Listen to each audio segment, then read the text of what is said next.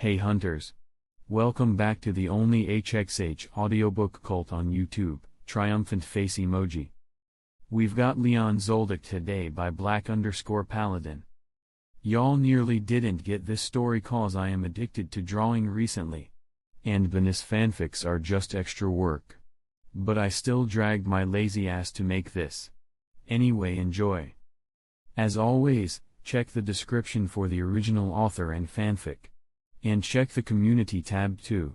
We're not bots, we actually post stuff there sometimes. If you enjoy the audiobooks, a like helps a lot.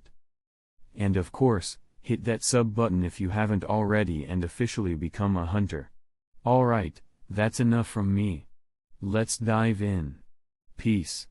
Love y'all. Headphone emoji, blue heart emoji. Chapter 1 dash. On top of a large mountain, a mansion stood alone like an island.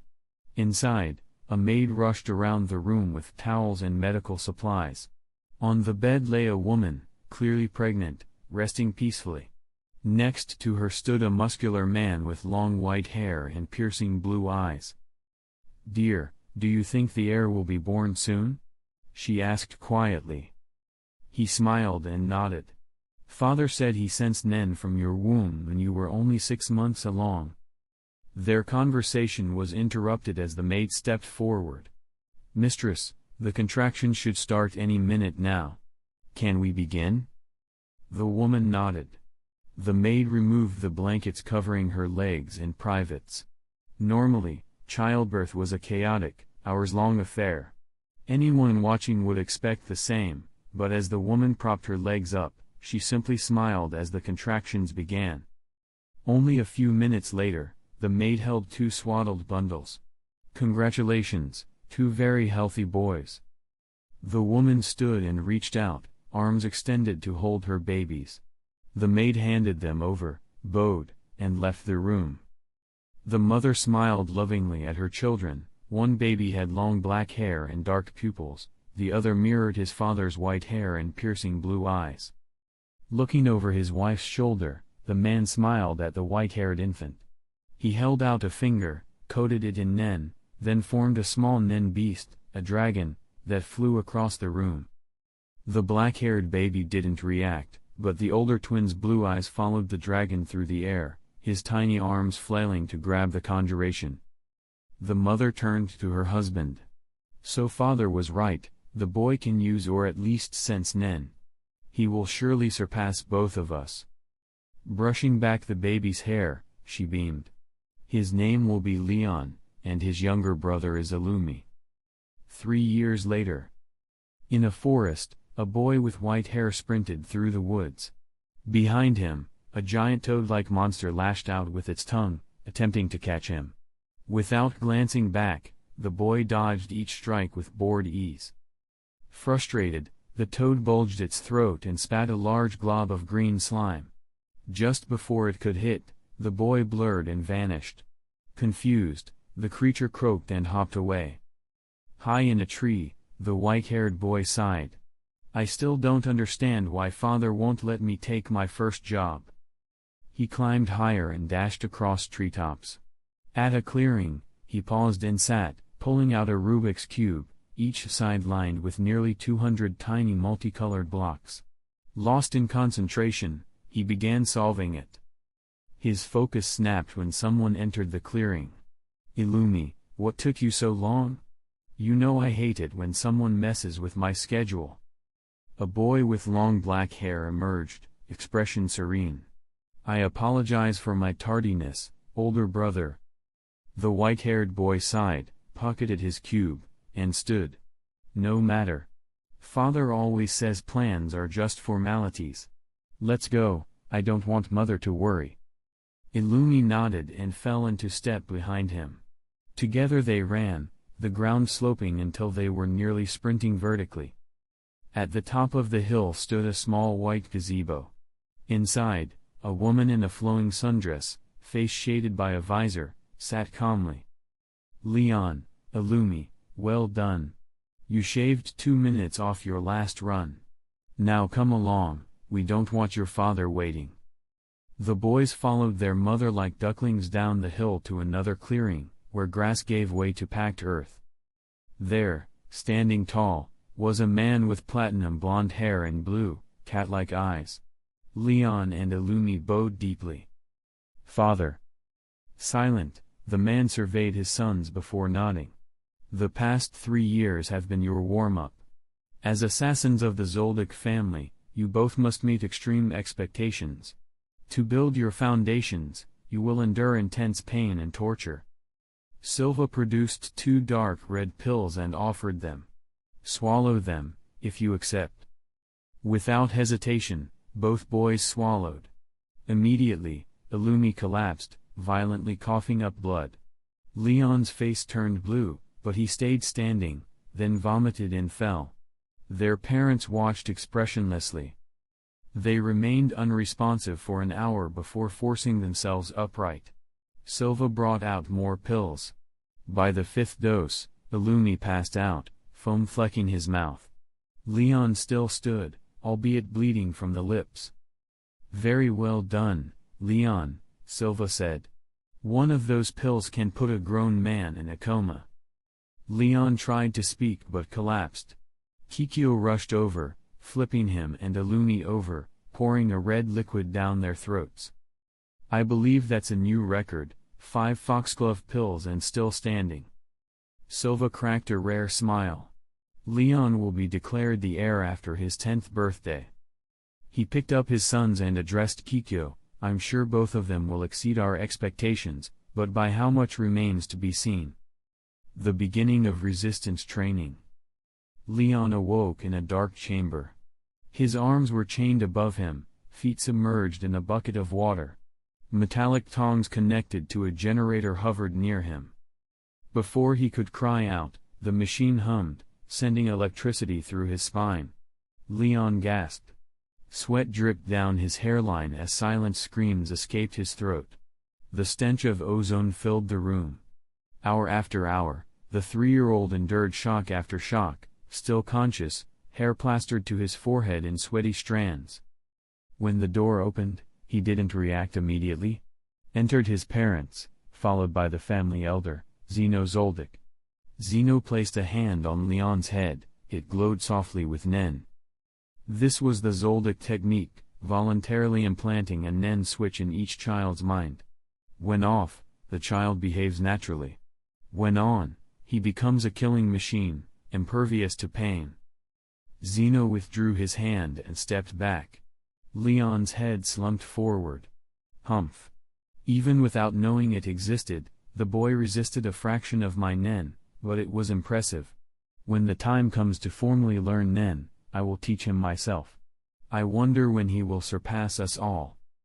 Without another word, Zeno left, closing the door behind him. Kikyo hurried to undo Leon's chains, gathering him into her arms. "Did I pass?" Leon whispered with swollen eyes. Kikyo inhaled sharply. "Why, you passed, Leon. So did Illumi. Your father and I are proud. Now try and rest." Leon closed his eyes, head resting on his mother's chest. Tears slipped down Kikyo's cheeks. Silva exhaled. "Leon and Illumi understand why we do this. This is how it has always been." Kikyo nodded. "Yes, but no mother likes to see her children in pain." They left, though in the coming years, all 3 would return many times. 2 years later. In a skyscraper penthouse, a fat, balding man entertained guests. His current companion, a barely 18-year-old girl, stared vacantly as though already dead.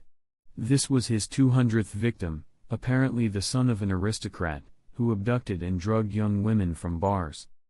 When he climactically finished inside her, the man, demon-faced with grotesque pleasure, stepped away, donned his robe, and called for his servants to clean up. When nothing happened, he snarled, "Marcus's daughter just turned 16. Maybe I'll have him watch me his daughter." Unseen, a shadow flickered. He reached for the phone to summon his bodyguard. "Roger, make sure Marcus is locked up, and find his daughter." Do it cleanly and you'll be rewarded. Oh, Mr. Buddha, I'm so glad to hear from you. I'm sorry, but Mr. Roger is in the hospital. But don't worry, you're next. Buddha stiffened, mouth falling open. He dove to a bedside drawer, pulling out a silver handgun. Whoever's there, you'll pay. His eyes darted. How? How am I going to pay? A voice whispered behind him, now that's not part of the plan. You were supposed to be on the floor, pissing yourself.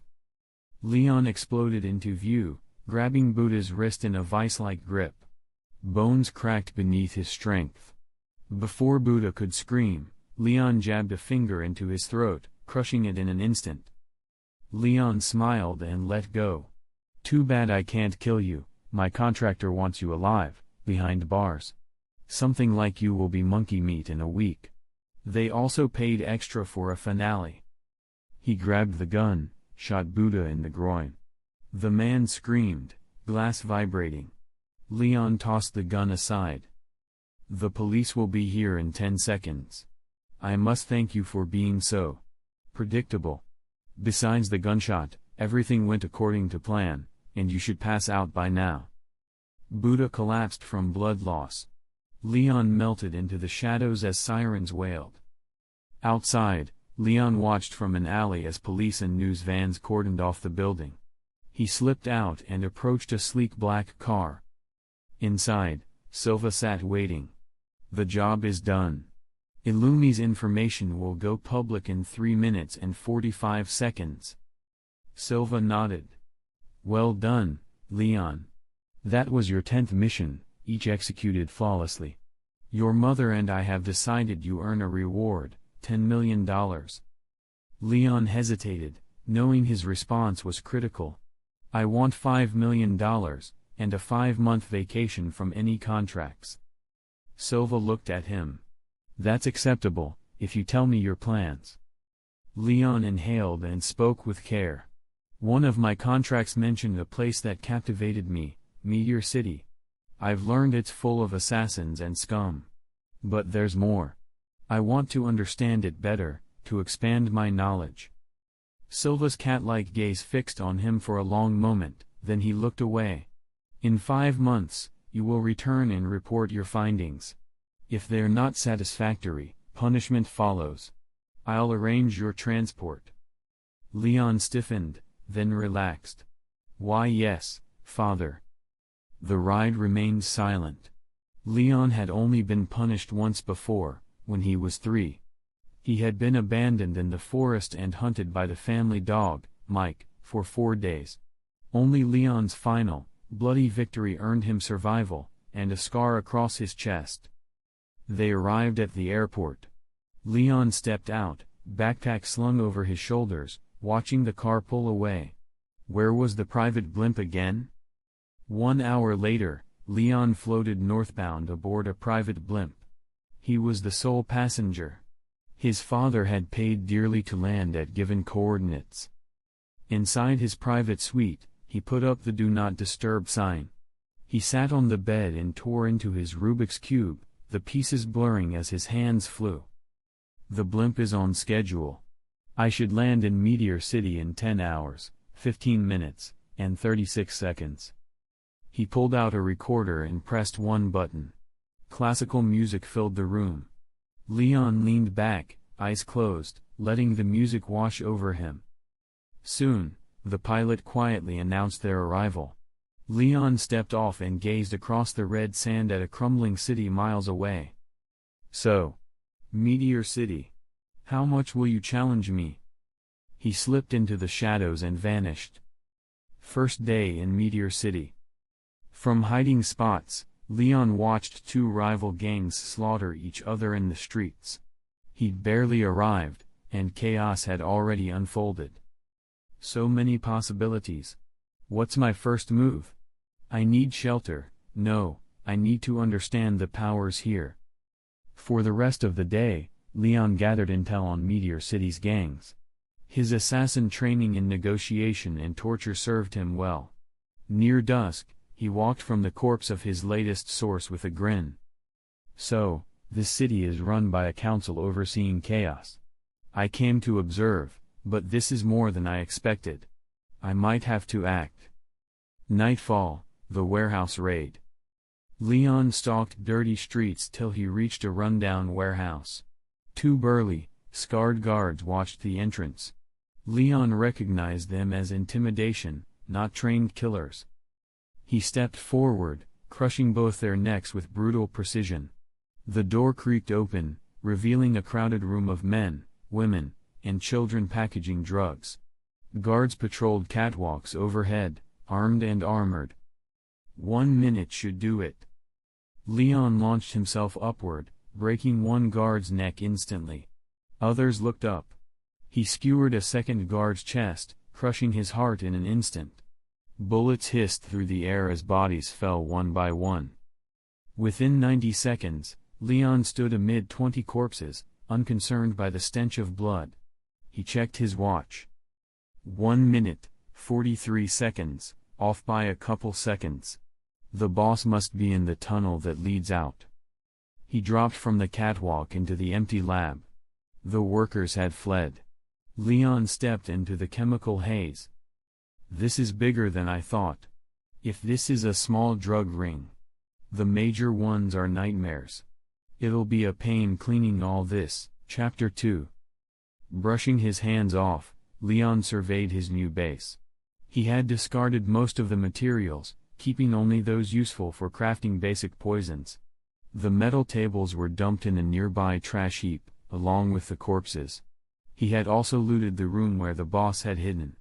It was decent, with a solid wooden desk and large leather chairs. Leon discovered the escape tunnel and rigged it with a variety of highly lethal traps. Sighing, Leon felt the urge to take a walk. Trained to trust his instincts, he hid his money and left the warehouse. Clearing the entire building had taken him all day, even with his speed, so he now wandered the bustling night streets of Meteor City. Despite the late hour, the streets were alive. Drug dealers hawked substances, prostitutes offered themselves, and passers-by ignored the filth. A few even approached Leon, trying to sell their services. After about 5 minutes, Leon sensed someone following him. It wasn't the first time. His very first kill had been a stalker, lured into an alley and swiftly executed. He casually reached down to tie his shoe, scanning his surroundings. He quickly identified his pursuer, a flash of pink hair against the dull city backdrop. Something about the girl unsettled him. Unlike others who had followed him with bloodlust or intent to harm, she felt curious. There was no malice in her aura. Intrigued, Leon began to run, making sure she could follow. The longer she trailed him, the stranger it became. Each time he turned, she hesitated before correcting her course. Others might chalk it up to luck, but Leon knew she was being aided by something or someone. Bored of the game, Leon darted into an alley and concealed his presence. As the girl entered, he finally got a clear look. Her bright pink hair was tied into a ponytail, and she wore a tracksuit, black with purple sleeves. She was small, likely his age. She looked around, frowning at the empty alley. With a sigh, she turned and walked away, her steps echoing softly on the cobblestone. Leon's curiosity piqued. He began to follow her, something telling him that this was no ordinary girl. He was impressed by her caution, understandable, given the environment. In Meteor City, anyone could be a thief or murderer. He followed her to a dilapidated house where walls caved inward. Checking her surroundings one last time, she slipped under a crooked support beam and disappeared inside. POV change, Maki. Why did my instincts tell me to follow that boy? And how did he see me? No. I was the only one there. But how did he lose me in the alley? I checked the rooftops, there were no hiding spots. It doesn't matter. I need to tell Krilo about the hit on one of the houses. Ducking beneath the slanted beam, I carefully navigated through rubble, avoiding rusty steel rods jutting from cracked concrete. I finally reached the back of the building, where a tilted slab concealed a tunnel. Sighing, I always snag on something here. I turned sideways and squeezed through. The tunnel gradually widened. How the hell does Uvogin fit through here with those boulder shoulders? That guy must not feel pain. Back to normal POV. The tunnel opened into a small underground basement. 4 bunk beds sat in each corner, their metal legs rusted. In the center stood a single round table surrounded by 7 mismatched chairs. 6 were already occupied. Maki, what took you so long? A tall boy with healthy brown skin and a tight afro called out. Ignoring him, Maki stepped forward. Krilo, you were right. The drug house was hit. And I think I know who did it. Krilo stared at her with a neutral expression. His skin was pale, and his black hair had a slick, oily sheen. Who did it? And how did you find out? Maki sat down. When I got to the warehouse, I couldn't enter. I felt someone was still inside. That alone isn't strange, but on my way back, I noticed a boy our age. I've never seen him before. I trailed him. He spotted me and got away. Krilo's eyes narrowed. You think he's responsible for taking out the warehouse? Maki nodded. It was a hunch. The skepticism in the room vanished. Everyone there had learned to trust Maki's instincts. Do you remember what he looked like? We may have run into one of the Mafia's agents. Maki closed her eyes. Easy to identify. Stark white hair, blue eyes, pale skin.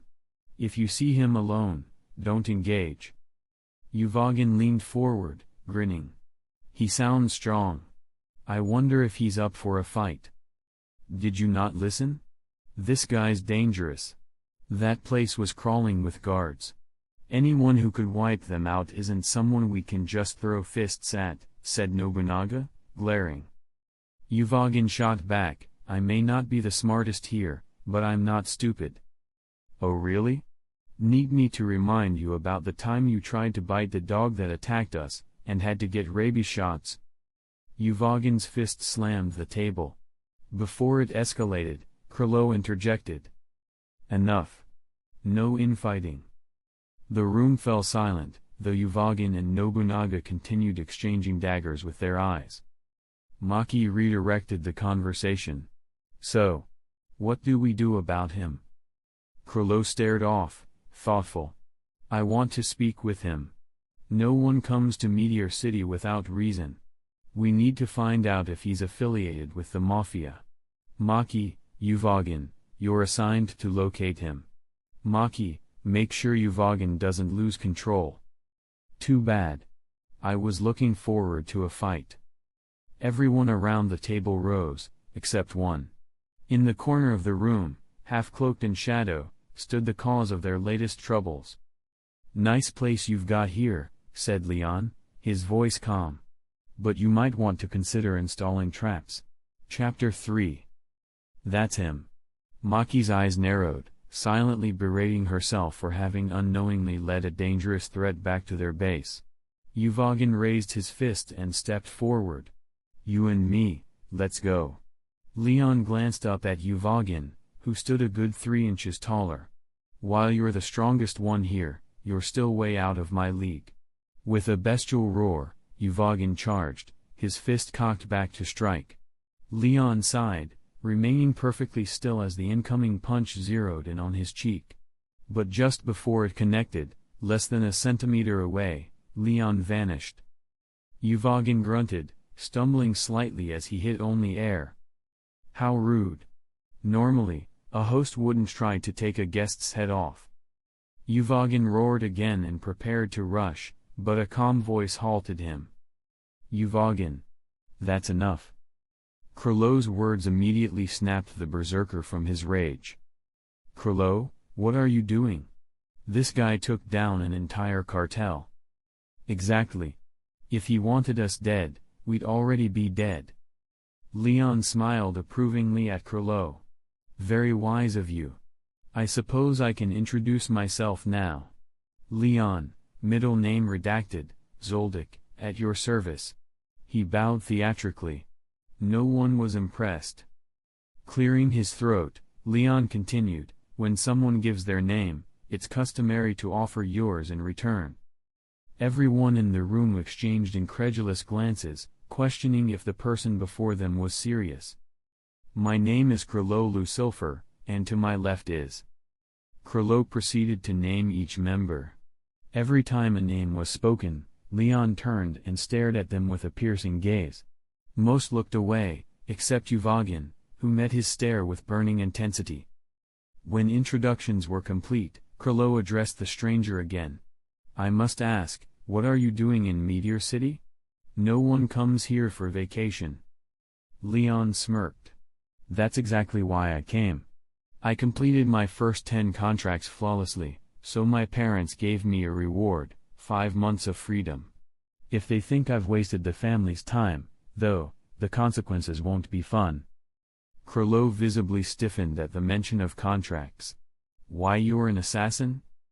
Leon grinned. Yeah, just like my mom, dad, and brother. I think my grandfather is too, but I've never seen him leave the mountain. Is that a problem? Krilo regained his composure. No. Not at all. But back to the point, what do you want from us? Leon shrugged. You lot seem to know the ins and outs of this city. And I don't want to hang out with adults. You're probably the next best thing. He turned to leave. Consider this my interview to join your little gang. If my resume checks out, find me at the warehouse. Only his footsteps echoed as he left. The weight of his presence lingered long after. After several moments, Krilo sat back in his chair. I think we should let him join. If we don't, the odds of us ending up on opposite sides are too high. Maki sighed. I'll go see him in the morning. Anyone else want to come? Uvagin raised a hand. If it's a trap, I want to be there. If I can land just one hit on him, I can die happy. Leon's POV. I wonder if they'll let me join. They're an interesting bunch. I haven't felt this excited since my first contract. Now that I think about it. Didn't Mom say she was from Meteor City? Too late now. Sighing, Leon wandered through the streets. The sun still sat high, so he had time to kill. Turning down a random street, he heard the dull roar of a crowd. Spotting a rusted sewage drain with a corroded grate, he crouched. Below, people swarmed around a ring. Every now and then, he caught glimpses of 2 men brawling. He stood and leapt to a nearby rooftop. After scanning the area, he located a massive sewage pipe leading to the underground fight club. Marking the location mentally, Leon left quickly, not wanting to be noticed. Moments later, he turned a corner, and froze. Several men stood at a doorway. They wore no visible armor, but Leon spotted concealed knives in their pockets. Cursing under his breath, he walked past, pretending not to notice. Just a foot away, one called out. Hey, kid. Turn around if you know what's good for you. Leon ignored him. You deaf? I said if you don't want to die, turn around now. One of the men drew a knife, preparing to kill what appeared to be a 5-year-old. Leon stopped, rubbing the back of his neck. Grandpa's rule makes everything so much harder. The thug opened his mouth to ask what he meant, but choked as blood spilled from his lips. He fell, his last sight being Leon's blood-drenched hands. Leon sighed, surveying the 3 corpses. Grandfather said I couldn't kill innocents or people I wasn't contracted to kill. I guess it's so I don't end up like a Lumi. But he was always cold. I'll have to ask him one day. Chapter 4. Inside his warehouse, Leon balanced upside down on one finger. His body bent nearly 90 degrees to the side. Exhaling slowly, he began performing one-finger push-ups, his body rising and lowering just an inch at a time. Opening his eyes, Leon smiled as a knock echoed at the door, followed by it creaking open. So I was right, they sent the big one and Pinky. What were their names again? Uvagin and Maki, right? You're early, Leon said, flipping upright. But I should have known, you'd want to catch me off guard if I were setting a trap. Uvogin stared him down, malice in his eyes. Krolo said you can join us, but there are rules. 1. No infighting. 2. Without Krolo's permission, you can't sleep outside the base. And 3. Under no circumstances are you allowed to cause trouble for the group. Maki watched him the entire time, her expression deadly serious. Nodding, Leon walked over and grabbed his shirt, pulling it on despite the sweat still clinging to his skin. Can I ask, what exactly are you guys? You operate like a family.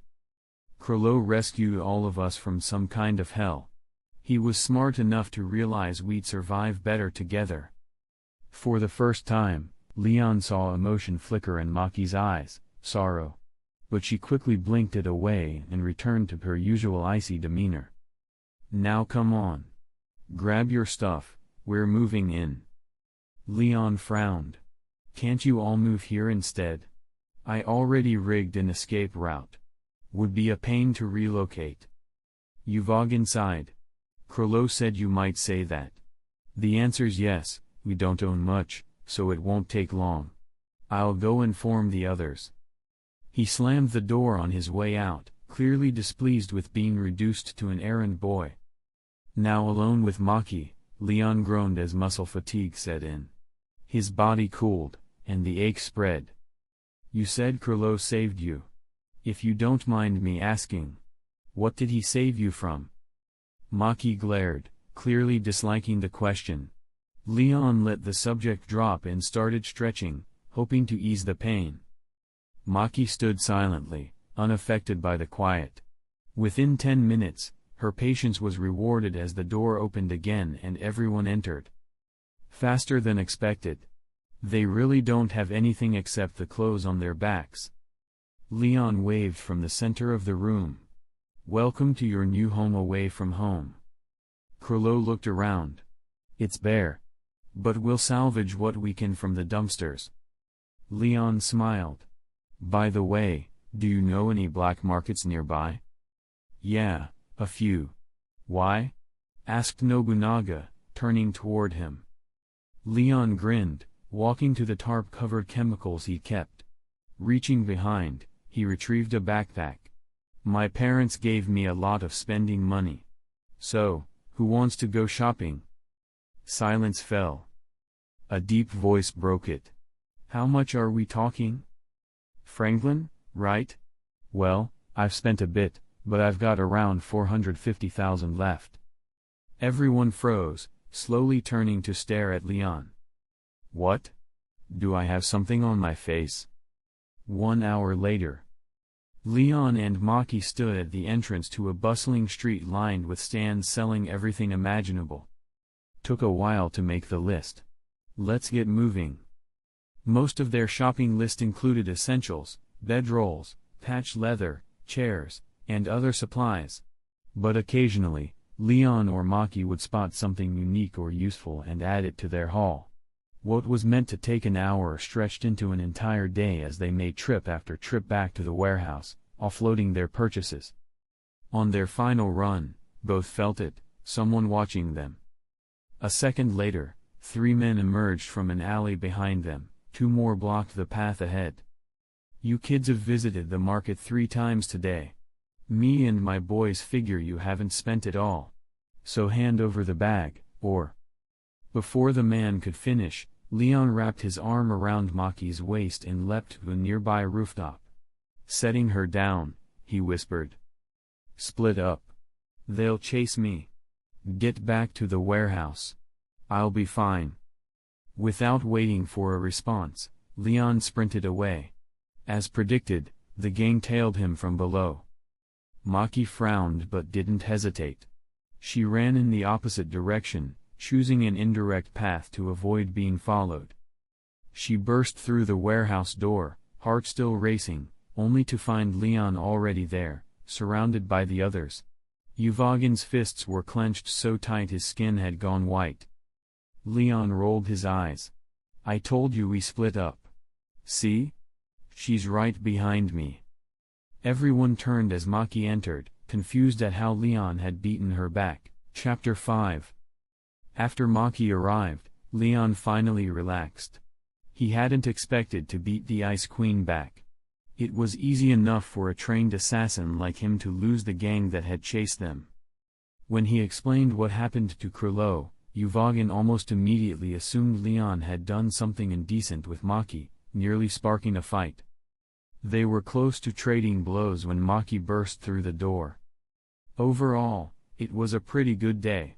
I should have known that flashing money around in a place like this would paint a giant kick me sign on my back. Maki and Leon had spent nearly $1,000 on various supplies and furniture. Leon bought several rugs, given that the bedrolls they had weren't soft and the warehouse floor was solid concrete. The only other furniture was a set of chairs to go with the metal table Leon had salvaged from the junkyard. The rest of the money went toward essentials: bottled water, canned food, plain fabric, and leather. Rather than everyone having different outfits, damaged clothes were brought to Maki, who repaired them. Leon was impressed by her sewing skills. He hadn't thought patchwork alone could reflect that level of craftsmanship. The incident at the market turned out to be a rare disturbance. Things settled afterward, and Leon's first week with the group was mostly spent in the warehouse, getting to know everyone. Uvagin was brash, the older brother type. Maki felt like the disapproving sister, always ready with a sharp comment. Phaeton was like the disturbed younger sibling. Leon once walked in on him dissecting a rat with bruises around its neck. Nobunaga was surprisingly gentle compared to the others. He was the first to approach Leon, and somehow their conversation had turned into a discussion about swords. The last two, Pakunoda and Franklin, kept their distance. Franklin was clearly introverted, while Pakunoda was suspicious of Leon, which he didn't mind. When not at the warehouse, Leon roamed the city, observing gang activity. Fights broke out constantly, and new factions seemed to rise and fall every week. What intrigued Leon was the unspoken bond among Meteor City's citizens. Though they fought fiercely among themselves, when threatened by an outsider, they united instantly. One such example was the tramp incident. About 10 years ago, a tramp with no papers was arrested for murder. The local authorities tried to find information on him but found nothing. He eventually confessed he was from Meteor City. The police refused to believe in his innocence. They forcefully extracted a confession, and during trial, his court-appointed lawyer did nothing. The tramp was sentenced. 3 years later, the real killer, a drug addict, was caught. The truth came out, and the tramp was declared innocent. Shortly afterward, 31 people, police, judges, inspectors, witnesses, jurors, and lawyers involved in the false accusation, were assassinated. In each case, a Meteor City resident strapped a bomb to themselves and detonated it along with their target. One of the messages found near a body read: "We'll accept anything you leave here, but don't ever take anything away from us." 31 people sacrificed themselves, and 31 were killed, all for one falsely condemned man. I won't be able to learn anything useful at this level. The people who make decisions are too far above me. Damn it. I really don't want to be punished. Leon lay back, staring at the dark sky. It would have been peaceful if not for the constant sound of distant street fights. Sitting up as he sensed someone approaching, he heard a voice. "So this is where you've been hiding." Leon frowned. "I wasn't hiding, I was studying. At this rate, I probably won't pass my dad's test." "Do you hate your family?" Maki sat a few feet away, pulling her knees to her chest. "No. Hate is a strong word. It's just. Ever since I was born, I've been trained to be a perfect assassin. I don't know what a normal childhood looks like, but I think I'm enjoying mine." "Why do you ask?" Maki was quiet for a while, then rested her head on her knees. "You asked what Krilo saved me from. My mom and dad owned a tailor shop in one of the safer areas of the city. One day, my dad came in bleeding. He'd pissed off a nearby gang. When they arrived, he tried to protect us, but they shot him in the head. Leon said nothing. My mom knew she couldn't escape. She offered herself to them in exchange for my life. I don't remember what happened next, just that she was gone. I ended up on the streets. Then Krilo found me and took me in. Leon glanced over. Now my family seems downright peachy. For a brief moment, Maki's icy demeanor broke as she smiled. Leon grinned. Has anyone else seen that smile? It's really beautiful, you know. She stopped smiling, leaned over, and punched his arm. Leon winced and rubbed the spot. If you tell anyone about this, I'll kill you. Standing, Maki walked away, leaving Leon alone on the roof. He sighed and reached into his pocket, pulling out a small device. He pressed a button, and classical music began to play, soothing him as he lay back and closed his eyes. Chapter 6. Groaning, Leon woke up as the sun hit his eyelids. Sitting up, Leon looked around and saw he was still on the roof. Scooting to the edge, he pushed himself over the ledge and landed on the ground nearly 20 feet below. Yawning and stretching, Leon rubbed his eyes. His nose wrinkled as he caught a whiff of his own odor. He remembered he hadn't had a shower or bath since he arrived. I guess showers here aren't a priority. Opening the warehouse door, Leon looked around and noticed 2 people were missing.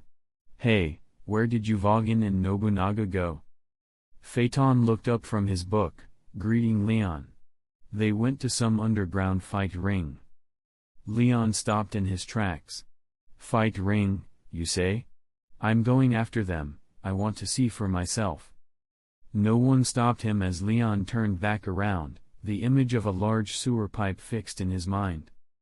Jumping into a slight gully, Leon stepped into the pipe. The sounds of people cheering were louder this time. After walking a few meters, he saw the pipe branch off into the main arena. He was surprised there was no one guarding the tunnel entrance, but the wall of people served as a barrier on its own. Slipping through the multitude of cracks and gaps was easy enough. When he reached the front of the crowd, Leon saw a large pit dug into the ground with a tall chain fence to keep spectators from pushing each other in. 2 basic macho men were going at it in the ring, each throwing punches like they were blind. Leon wasn't invested in the match and instead looked around the cage, trying to spot Uvogin and Nobunaga. His search was interrupted as a loud ringing bell signaled the end of the match. Looking into the pit, Leon saw one man laid out on the ground, his nose clearly broken. Sighing, Leon realized he wouldn't be able to find the 2 in this mosh pit. His eyes fell on a VIP box protruding from the wall. Moving through the crowd again, it took him a minute to reach the other side of the circular room. With the little space he had, Leon bent his knees and jumped onto the flat roof. His movements went widely unnoticed as the announcer riled up the crowd, talking about a returning champion. Sitting down, Leon scanned over the crowd, still unable to find his friends despite the bird's-eye view. Why do I feel like the 2 of them got into some sort of trouble? Could I be in the wrong place? No, they've been here, I can feel it. His thinking was interrupted as the announcer's deep voice boomed over the loudspeakers. Ladies and gentlemen, I am proud to announce that a fan favorite has made his return. With 20 wins against full-grown adults, give it up for Uvogin the Beast. Leon's eyes widened as the dumbass he'd been looking for walked onto the stage, his eyes cold and emotionless. Uvogin, what the hell is going on? In the short time he'd known Uvogin, Leon had never seen the knucklehead like this. Wait, where's Nobunaga? Something was terribly wrong. Nothing added up. I need to get to the bottom of this. Looking down at the room below him, Leon leaned over the edge and saw the walls were tinted black so no one could see what was going on inside. When the bell rang again, Leon looked back at the ring. Uvogin was in a boxer's stance, slowly approaching the 200-pound man in front of him. Instead of disdain or anger, the bald man looked afraid as Uvogin got closer. With a burst of speed, Uvogin closed the gap in an instant. His opponent flinched back before instinct kicked in and he threw a punch at Uvogin's head. Letting the blow skim his cheek, Uvogin roared as he planted his front foot and delivered a devastating uppercut, forcing the man's chin shut and lifting him off his feet. The crowd roared as the announcer's voice rang through the arena. While the fight unfolded, Leon kept his eyes on Uvogin. Clenching his fists, Leon had to stop himself from losing control. Steadying his breathing, his eyes turned cold. If anyone knows what's happening, they're inside that box. I just have to figure out how to get inside. Too caught up in his rage, Leon failed to notice a cloaked figure watching him from a few feet away. The person stood nearly 2 feet above everyone else, but no one seemed to notice. Their eyes traced Leon, ignoring everything else. A beeping sound came from inside their cloak. The figure's hand disappeared and re-emerged with a small oval device marked with a pentagram. A small red light flashed in sync with the beeping. If Leon could see the object, he would recognize it as one of his family's transmitters. Bringing the oval to their ear, the figure pressed a button to accept the call. "How is Leon doing?" The figure pulled down their hood, revealing a tall woman who looked to be well into her 60s. Her light pink hair was braided into 2 pigtails. "The young master is doing fine for now, but something seems to have bothered him. I think one of his friends is in danger." The voice on the other side was silent. "Leon has made friends. Tsubone, continue to observe Leon. If he or his friends' lives are threatened, you may intervene." Tsubone nodded. "I understand, Lord Silva." Hanging up, Tsubone pulled her hood back up and looked at Leon. "Please don't do anything reckless, Leon-chan." Chapter 7. Leon sighed as he realized what he had to do. Everyone was preoccupied. Uvogin had just started his next fight. Looking around one last time to see if anyone had noticed him, Leon knelt down on the roof, pulling back his fist as the veins along his arm bulged against his skin. Holding his position, Leon waited for the crowd to roar again, then punched the stone roof. The section beneath him crumbled, dropping him directly into the room below. Standing up quickly, Leon could see the outline of a chair with someone sitting in it. Pushing off the ground, he appeared behind the chair and pressed his sharp fingernails to the person's temple. He heard guns cocking as the dust cleared, revealing 3 large men in black suits, each looking like a default Secret Service agent. "Not so fast. One wrong move and I lobotomize your boss right here." Leon looked at the man he was holding hostage. With thick black hair, clear skin, a thin nose and lips, he was the best-looking man Leon had seen so far in Meteor City. The guards were clearly weighing their options when the boss spoke up. "Do what he says." The man's accent was heavy, but Leon couldn't place it.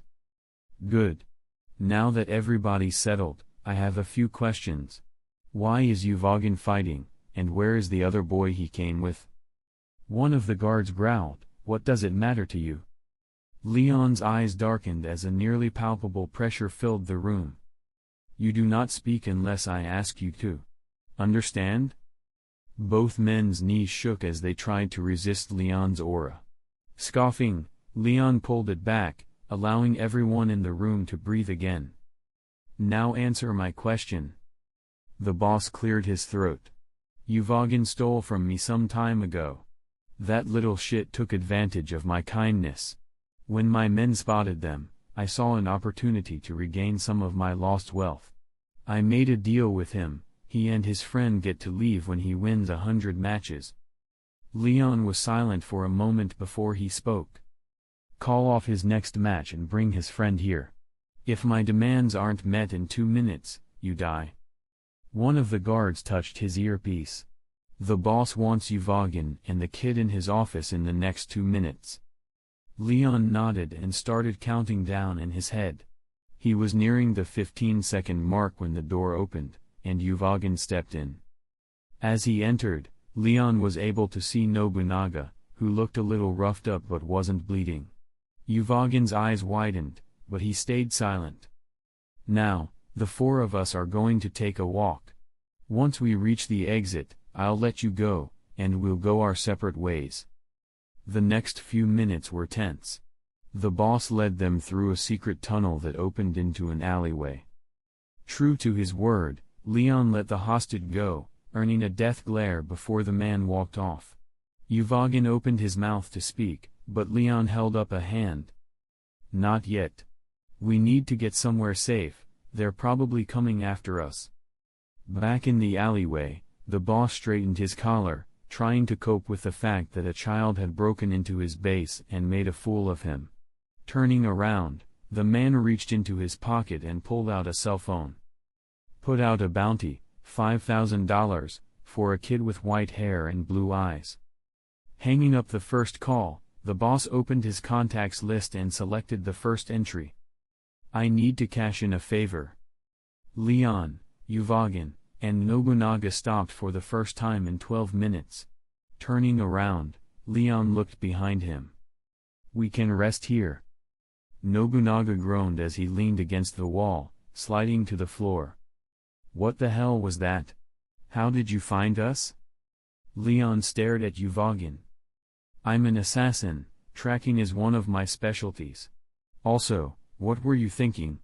You go to a fight ring that you stole from. Uvagin didn't back down, getting in Leon's face. He wasn't supposed to be there. I've done it before, so don't get all high and mighty. Leon was about to yell back when Nobunaga stood up. Both of you, shut up. I haven't eaten all day, and your bickering is going to give me a headache. Now can we start making our way home? Leon stopped glaring at Uvagin. We can head back, but it's going to take a while. People are no doubt looking for us. The three of them rested for a few more minutes before moving again. Leon guided them through the rundown buildings and scrapyards that made up Meteor City. Finally, turning onto the street where the warehouse stood, the tension in their shoulders eased as the safety of home came into sight. Still not letting his guard down, Leon looked around before ushering Uvagin and Nobunaga inside. Only when the door closed behind them did Leon fully relax. Where the hell have all of you been? Leon winced as Pakinota stormed over to them. Don't look at me, I had to hold a mob boss hostage to free the both of them.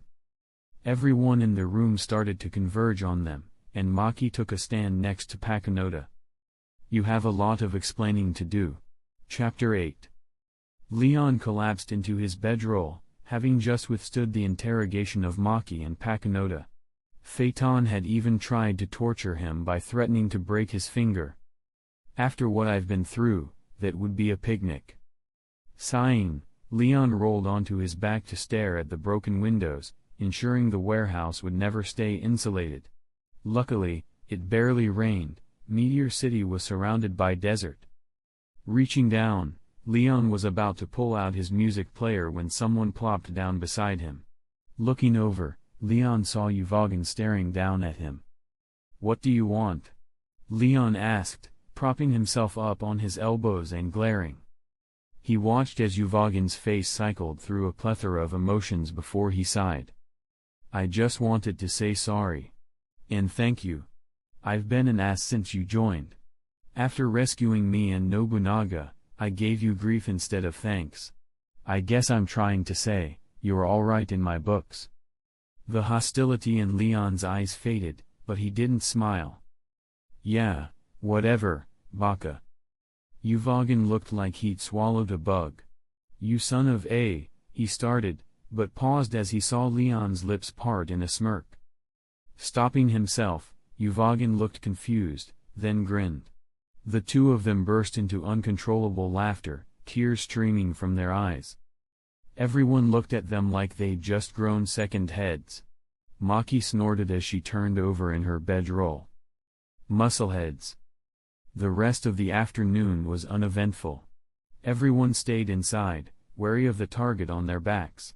Night fell faster than anyone expected. Leon lay in his bedroll, not at all tired. He had once waited for a target at their house for 7 days, without eating or sleeping. Sitting up suddenly, Leon's eyes scanned the warehouse walls. Sighing, he threw off his covers and jumped to his feet. Making no noise, he stepped outside, looked around, then turned left and started walking. Anyone watching would think nothing more of a kid wandering down the street. After a few random turns, Leon stopped at a junkyard, commonplace in Meteor City. Stopping, Leon looked over his shoulder.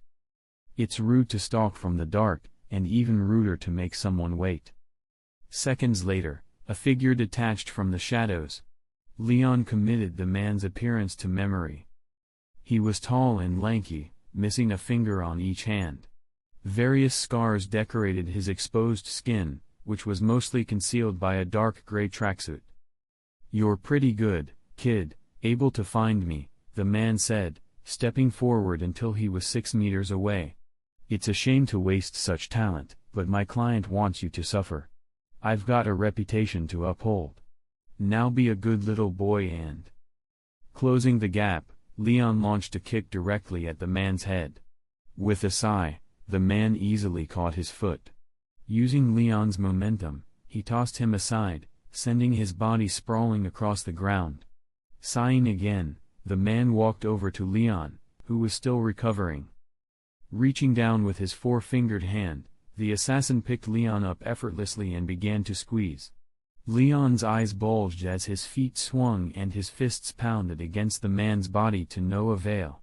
Eventually, his strikes weakened, then stopped altogether. Scoffing, the man quickly tied Leon's hands behind his back and slung him over his shoulder like a sack of flour. "Damn kid, making my job hard. No respect for their elders." Turning around, he walked off, still muttering about today's youth. Feeling the man's gait, Leon cracked open one eye. "I gave the guy a chance.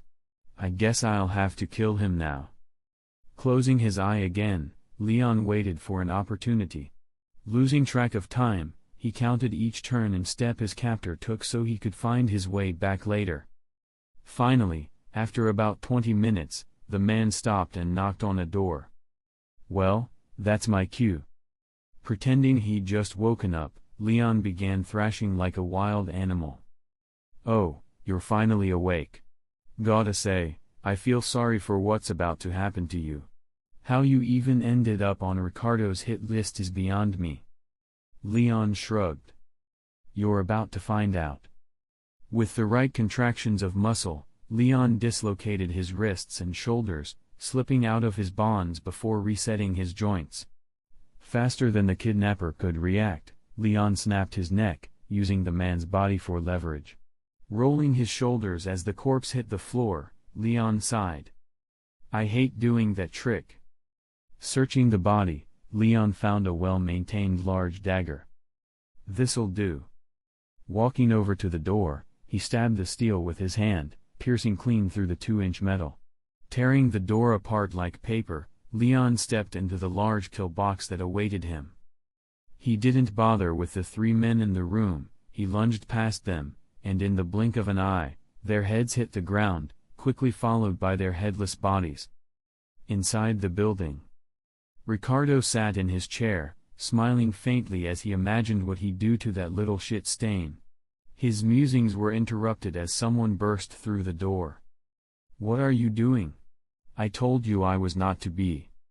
We need to get you out of here. Something, or someone, is killing all your guards, sir." Ricardo growled. "Are you serious, Mitch? There are 50 men armed to the teeth, turrets, traps, there's no one in the world who can break in here." His claim was proven false as gunfire and screams echoed down the hallway. Pulling out his gun, Mitch slammed the metal door shut and locked it. "There should be backup arriving in 3 minutes. We just need to survive until then." Ricardo visibly swallowed and nodded. "That's too bad. I wanted more time to play." Mitch swiftly turned to fire his gun at the unknown, but his world went dark. Ricardo's knees trembled as Leon stepped over the corpse of his head guard. Wait. We can. Talk. About. This." Leon frowned as he advanced. There's one thing in life I hate most, unpredictability.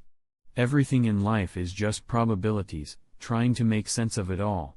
At first, it drove me mad, how chaotic the world was. Do you like classical music? The question startled Ricardo, but before he could answer, Leon continued. Each note perfectly constructed. Every single piece coming together to form one breathtaking work of art. Reaching into his pocket, Leon pulled out his music player and clicked the only button. Music began to play. Beethoven's Sonata No. 8 in C minor. No doubt someone like you can understand the true beauty behind such a masterful form of art. But after my demonstration, you may gain some enlightenment. Smiling softly, Leon pounced as haughty notes resonated through the air. Chapter 9. Wiping his forehead, Leon's fingers came away bloody.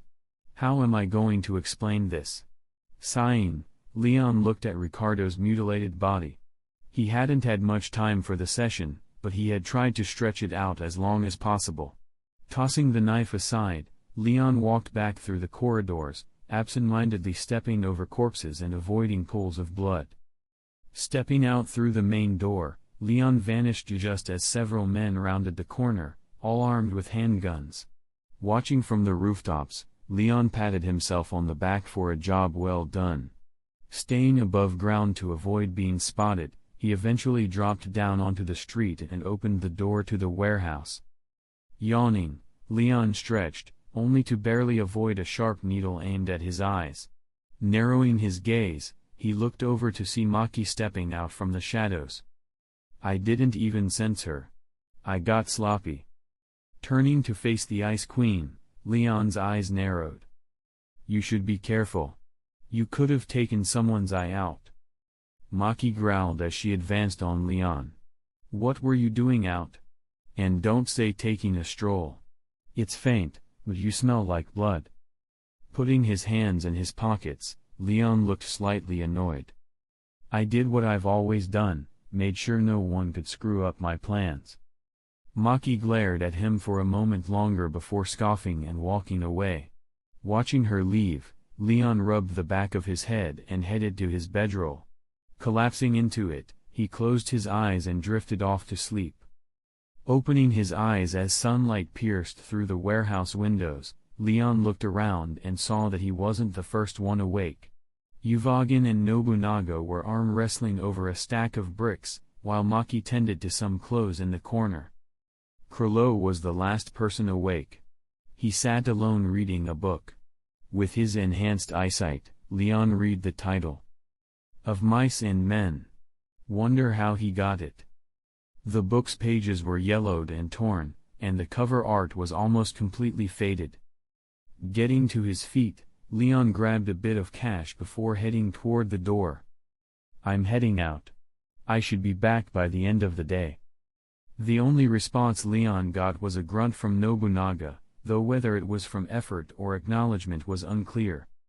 At the market, Leon perused the stalls, looking for a weapon he could actually use. All those men in the bunker had been heavily armored. While he could aim for the gaps in their armor, it was tedious, and he didn't want to be caught unarmed again. As he wandered, Leon faintly heard the sound of hammering and followed it. Pushing through the crowd, Leon came upon a stand displaying a wide array of weapons, from guns to swords. Like a kid in a candy shop, he eagerly scanned the collection. Picking up a few weapons here and there, nothing felt quite right, until he reached the counter in the back. Behind the vendor, two items caught his eye. A short sword, perfect for his size.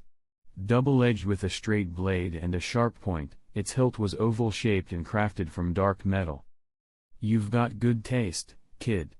That's the best piece I've got, the vendor said in a deep voice. Don't think it's in your price range though. Leon's eyes dropped to the price tag, $8,000. While technically within his budget, it meant returning to the warehouse. And he didn't want to be carrying that much money around again. Sighing, Leon made his decision. Don't sell those items until I get back. Not waiting for a reply, he turned and ran, already planning his next move. Watching him disappear, the vendor shook his head. What a weird kid. After 20 minutes of browsing stalls, haggling, and hiring, Leon had spent all $1,000 he'd brought with him. The items he bought included a red Oni mask, a black hoodie to cover his distinct white hair and face, a few pieces of collapsible furniture, and one more important item. Under his arm, he carried a small chest filled with gold and gems, coins, jewelry, precious stones, gathered from who knows where. Finding a small, unoccupied spot where crowds gathered, Leon set down a low table and a small podium beside it. Sighing, he climbed up on the table, now a head taller than most of the crowd. Cupping his hands around his mouth, he shouted, "Ladies and gentlemen, step right up to win a fortune. For just $20, you get a chance to win this genuine treasure chest." Opening the chest as he finished, the sunlight made the gold and gems gleam. Murmurs rippled through the crowd as it began to grow. "That's right, only $20. Win, and it's all yours. Beat me in an arm wrestling match and the chest is yours. No limit to how many tries, but each attempt costs $20. Leon smiled behind his mask as laughter echoed off the buildings. That's right. All according to plan. His thoughts were interrupted by a thin man with muddy brown hair who approached and tossed a couple of bills on the table. "I hope I don't break your arm, kid." Hopping down from the table, Leon scooped up the cash and sat down. "All right, everybody get your bets ready." Another round of laughter rippled through the crowd, but Leon noticed money quietly changing hands. "All right. Let's milk this money cow." Chapter 10. Leon barely registered the man trying to push his hand down, but for the sake of appearances, he slowly began to give way. The mole-like man grinned, already seeing his victory. "Stupid kid. How much of that did you steal? How does it feel to know that all your hard work is about to go to me for a measly $20? Gritting his teeth, Leon strained to keep his hand from dropping. "Oh, I'm going to enjoy this." With a roar, Leon pushed back with a sudden burst of strength. The mole-faced man's brow furrowed as he realized he was now on the defensive. After a drawn-out battle, Leon finally slammed the back of the man's hand onto the table with a resounding thud. The crowd cheered, still hopeful they could win the treasure. Leon was thankful for the mask, he couldn't stop the smile that crept across his face. Clutching his bruised hand, the man quickly stood up and melted into the crowd. Next. Leon grinned as his next victim sat across from him. Poor fool. In the first hour, Leon won about $500 from 10 opponents. One cocky challenger kept forcing rematches, thinking Leon would eventually tire out. All he ended up doing was emptying his wallet. After those initial 10 matches, things really took off. Word began to spread about a kid trouncing full-grown adults in arm wrestling matches. It wasn't just shoppers now, food stalls began popping up in and around the gathering crowd, just as Leon had planned. By the 20th fight, Leon was still undefeated and now facing his 21st opponent. The sight was comical, a man who looked like a bodybuilder straining against Leon. The crowd could barely see Leon's hand, it was so small in comparison. "I'm actually feeling some pressure on this one. My hand's getting tired, though." Despite that, Leon ended the match in victory, much to the crowd's delight. "Is there anyone at all who dares challenge me?" he shouted. Leon looked around, a bit disappointed when no one stepped forward. Then the crowd parted, revealing the strangest man he had ever seen. The man had a long, horse-like face with 2 protruding front teeth. His black hair was tied into a ponytail. Tattooed on his left shoulder was the kanji for 9. He wore a yukata of various shades of purple with 3 flowers painted on the lower half, a belt with 2 ponytails at the back, and multiple black bands wrapped around his arms. 2 katanas were strapped to his waist, their hilts wrapped in white bandages, and their sheaths a deep brown. Leon immediately became wary. The man carried himself the same way his father did. He wasn't as strong as Silva, but he was still dangerous, more than enough to defeat Leon. The man threw down a $20 bill. As Leon picked it up and pocketed it, he never took his eyes off him. "My name is Sako Kobayakawa. May I know yours?" Leon waited a moment before replying. "My name is Leon Zoldyck. It would be eye-opening to see the distance between us." Sako's calm expression flickered, then he smiled faintly. "You would learn more if you used your main hand." Nodding, Leon switched to his left. Holding up his right hand, he raised two fingers, signaling something unspoken. Then he dropped them. Clasping hands, they counted to 3, and the match began. Immediately, Leon knew he had no chance of winning. The man before him was a mountain of strength. Still, Leon wouldn't give up easily. His veins bulged and his arm flexed, tearing his shirt at the seams. The table groaned, then cracked clean down the middle. Without missing a beat, Leon and Sako continued the match on the ground, both lying on their stomachs. Leon suppressed the pain in his crushed hand, pushing with everything he had. After a minute, the pressure tightened like a vice, and an irresistible force slammed his fist into the ground, cracking the stone beneath it. Silence fell. Then the crowd erupted, some celebrating their bets, others cursing lost fortunes. Sighing, Leon stood. "Thank you for letting me learn."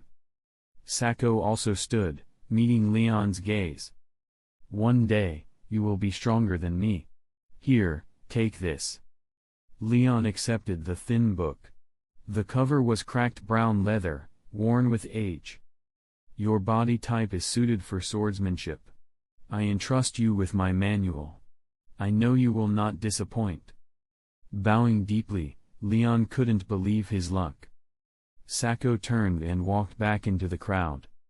"If you want to fight again, graduate from the Hunter exam." Leon stood, silently promising himself that they would fight again. Shaking himself from the moment, he turned to the crowd. "I'm sorry to say, but I must depart. Thank you all for being such a wonderful audience." Snatching up the chest, Leon vanished, his body flickering like a mirage that had never been there. From a nearby alley, Leon watched people search for him.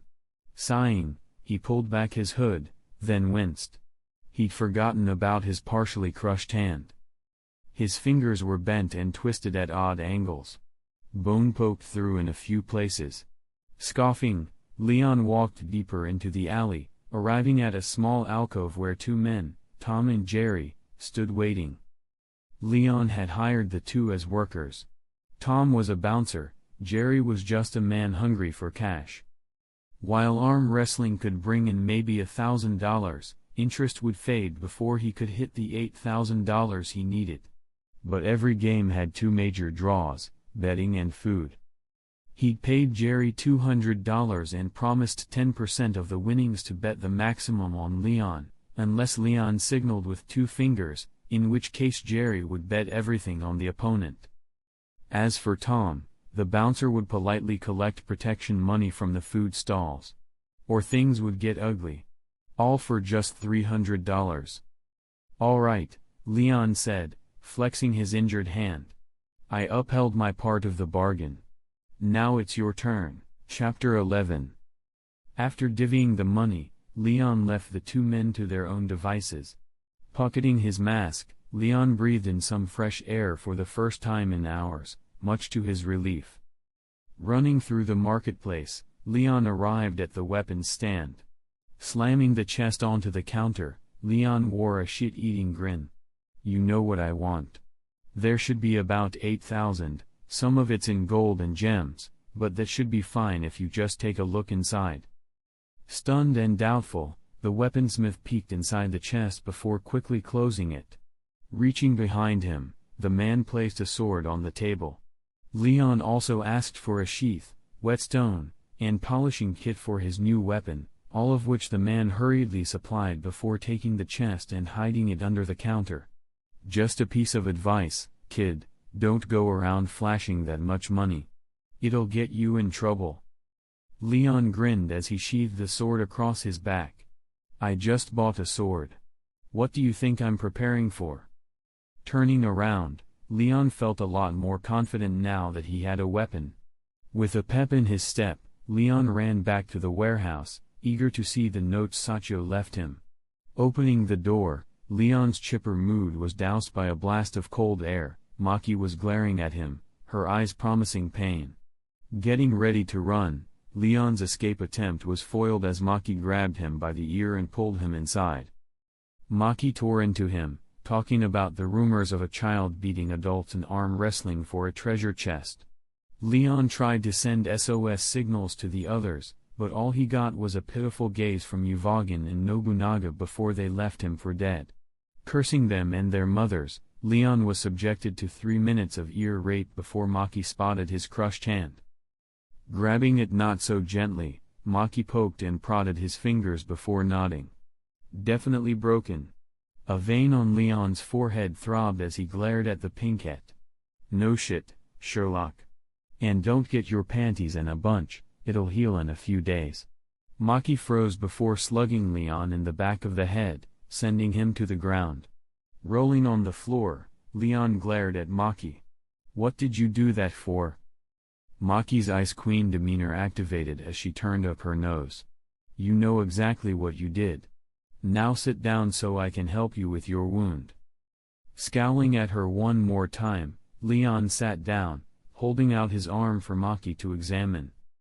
After gathering her supplies, Maki bandaged Leon's broken hand and stitched up a gash on his elbow.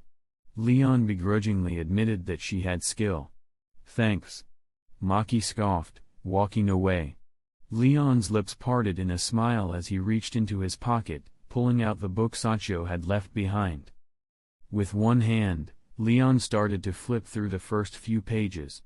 Everything was written out to the last detail, from how to hold a sword to how to sharpen a blade.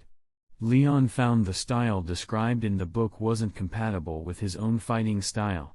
Sachio seemed to be a practitioner of Iaido, a sword form that relied on drawing attacks quickly from the sheath. While it could be devastating at a higher level, Leon didn't plan to stay in one spot and wait for his opponent to attack. Still, he planned to learn the basics.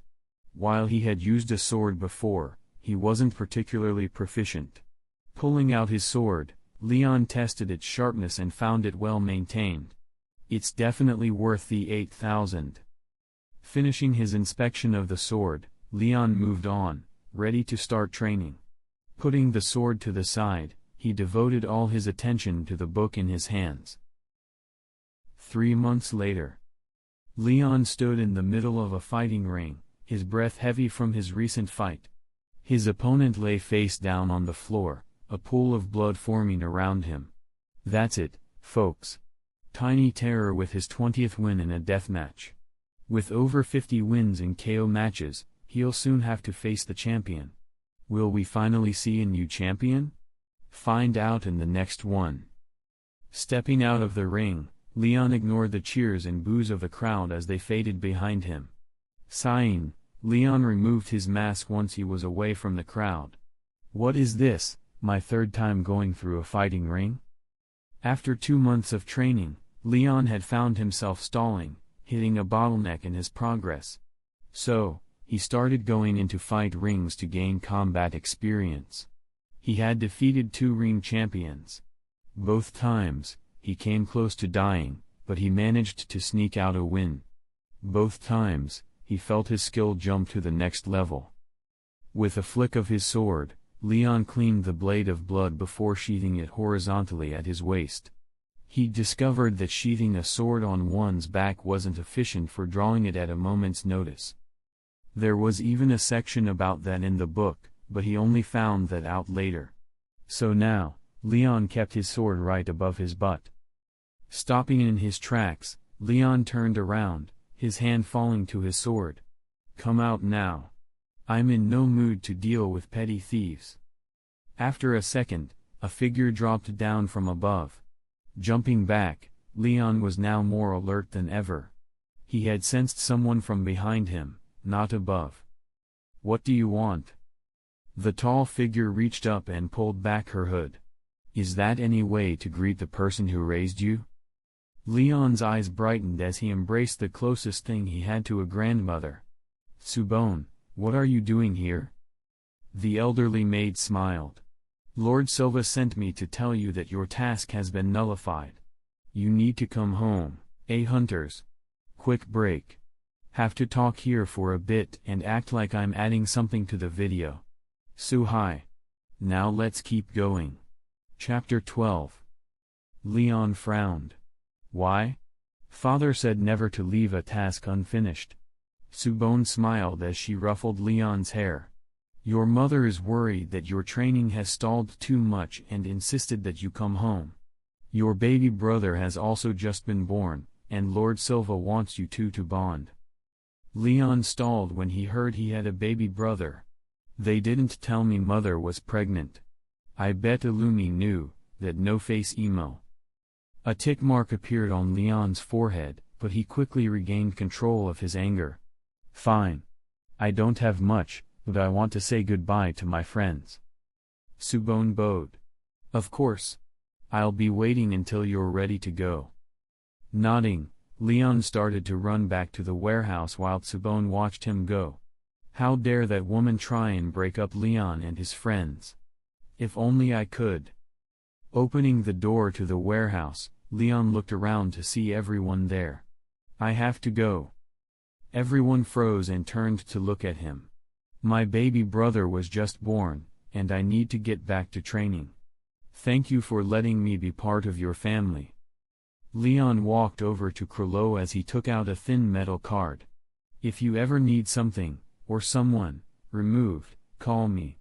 The job will be free, of course. Krolo closed the book he was reading and accepted the card, reading the number before stowing it away. I have a feeling our paths will cross again one day. You are welcome back anytime, Leon Zoldyck. Leon stared at Krolo for a second before nodding and heading toward the door. Just as he reached it, he heard Maki curse him. With a sad smile, Leon closed the door behind him, finding Subone standing across the street. Ready to go, Leon-chan? Nodding, Leon fell into step behind Subone, staying silent. They walked out of the city unimpeded, and by the time Subone and he were on the private airship, he had mostly recovered his good mood. I wonder what the baby's like. I wonder if he'll have white or black hair. Leon looked out the window as his mind wandered. The Zoldyck Manor was inside Kukuru Mountain, so it would take about 12 hours to arrive. Taking a sip of the tea Subone had prepared, Leon sighed as the warm liquid seemed to invigorate his body. Subone watched over him, and her eyes eventually fell onto the sword at Leon's waist. Is Leon-chan trying to learn how to use a sword? Can I see it? Leon nodded and reached behind him, pulling out the sheathed sword. Subone's eyes gleamed when she saw the quality of the blade. Good find, Leon. Do you know how to use it? Leon nodded again, thinking of Sachio. I met a swordsman who gave me his notes. I adapted them to form my own style. I call it Open Sodo. The gleam in Subone's eyes intensified. Open sword? Leon smiled. I focus on avoiding my opponent's attack before killing them in one blow. Subone smiled. Leon-chan is so smart, creating his own fighting style in 3 months.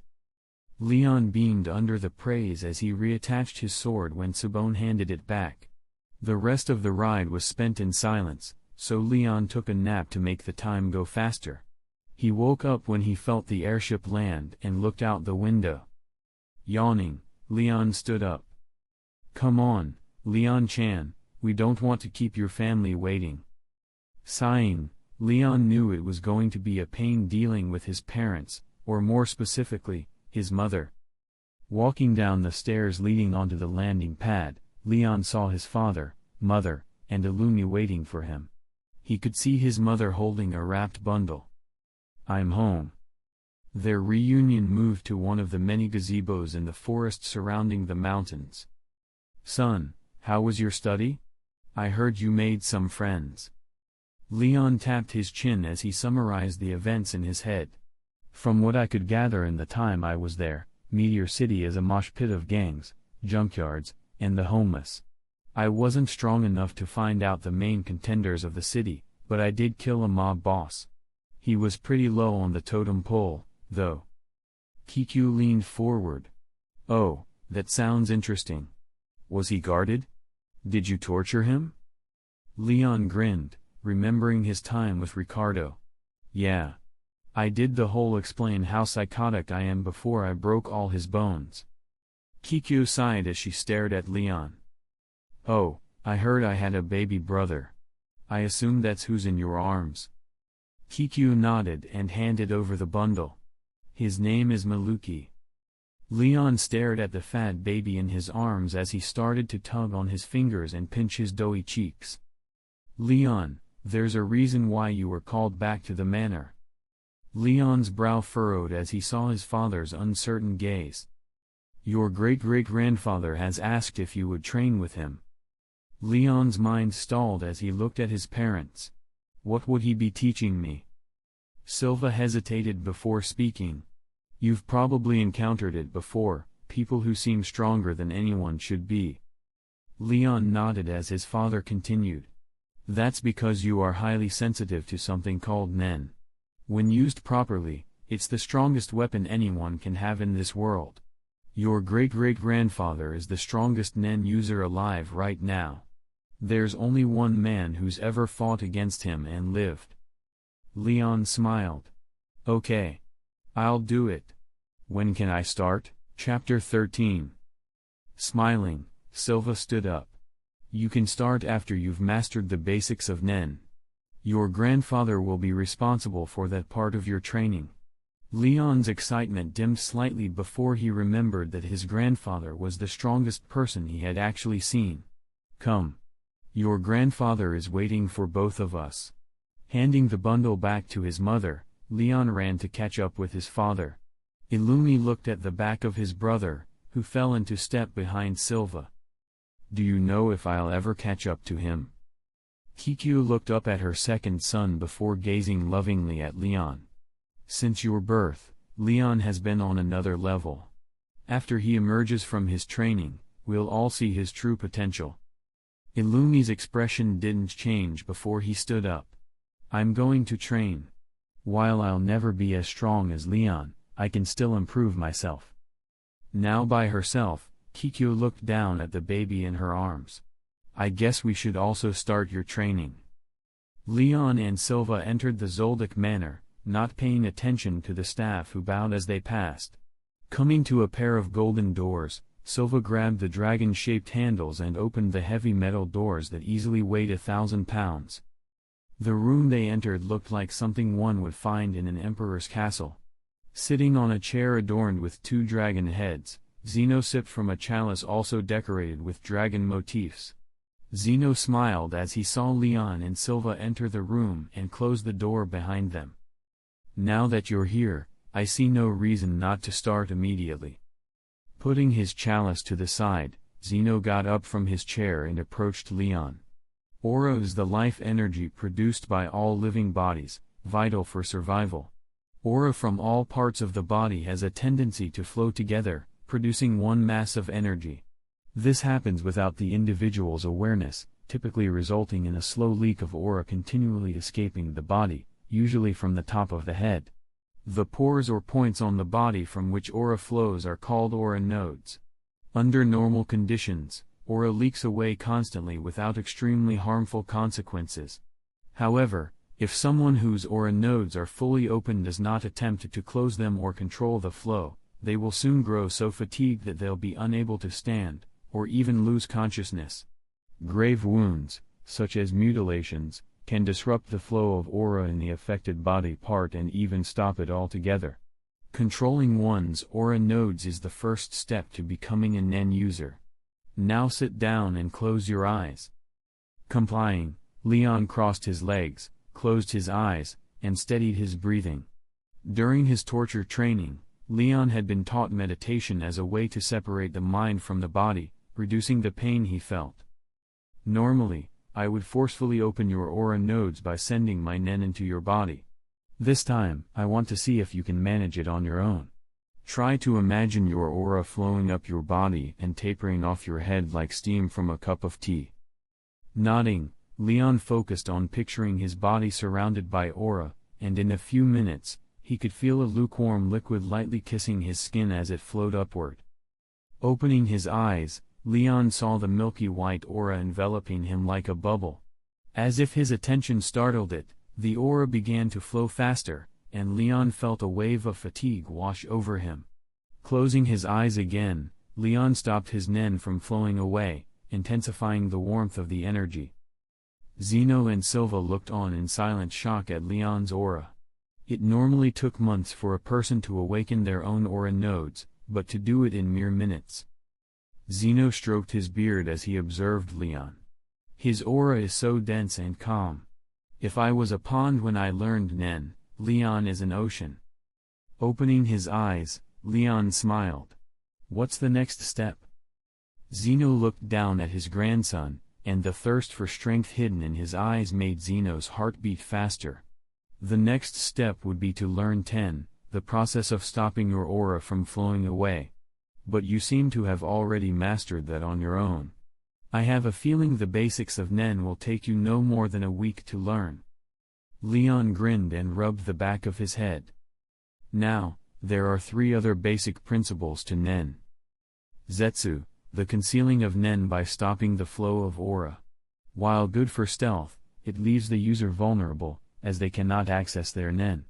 Ren, the enhancement of Nen, focuses on outputting a larger amount of aura than Ten, projecting it outward explosively. This amplifies the user's physical strength and durability and provides a large pool of aura for advanced techniques or individual skills, though at the cost of expending that aura. One can train Ren to extend its duration and increase the amount of aura at their disposal. The last is Hatsu, one's personal expression of Nen. Its qualities are influenced by, but not restricted to, the user's natural Nen category, one of the 6 types. Hatsu is used to project one's aura to carry out a specific function, creating a special and unique paranormal ability often referred to as a Nen ability. Let's see how long it takes you to master the first 2. Thinking it over for a second, Leon uncrossed his legs and got onto his knees. A second later, Leon's aura exploded outward, stopping at a monstrous 5 feet.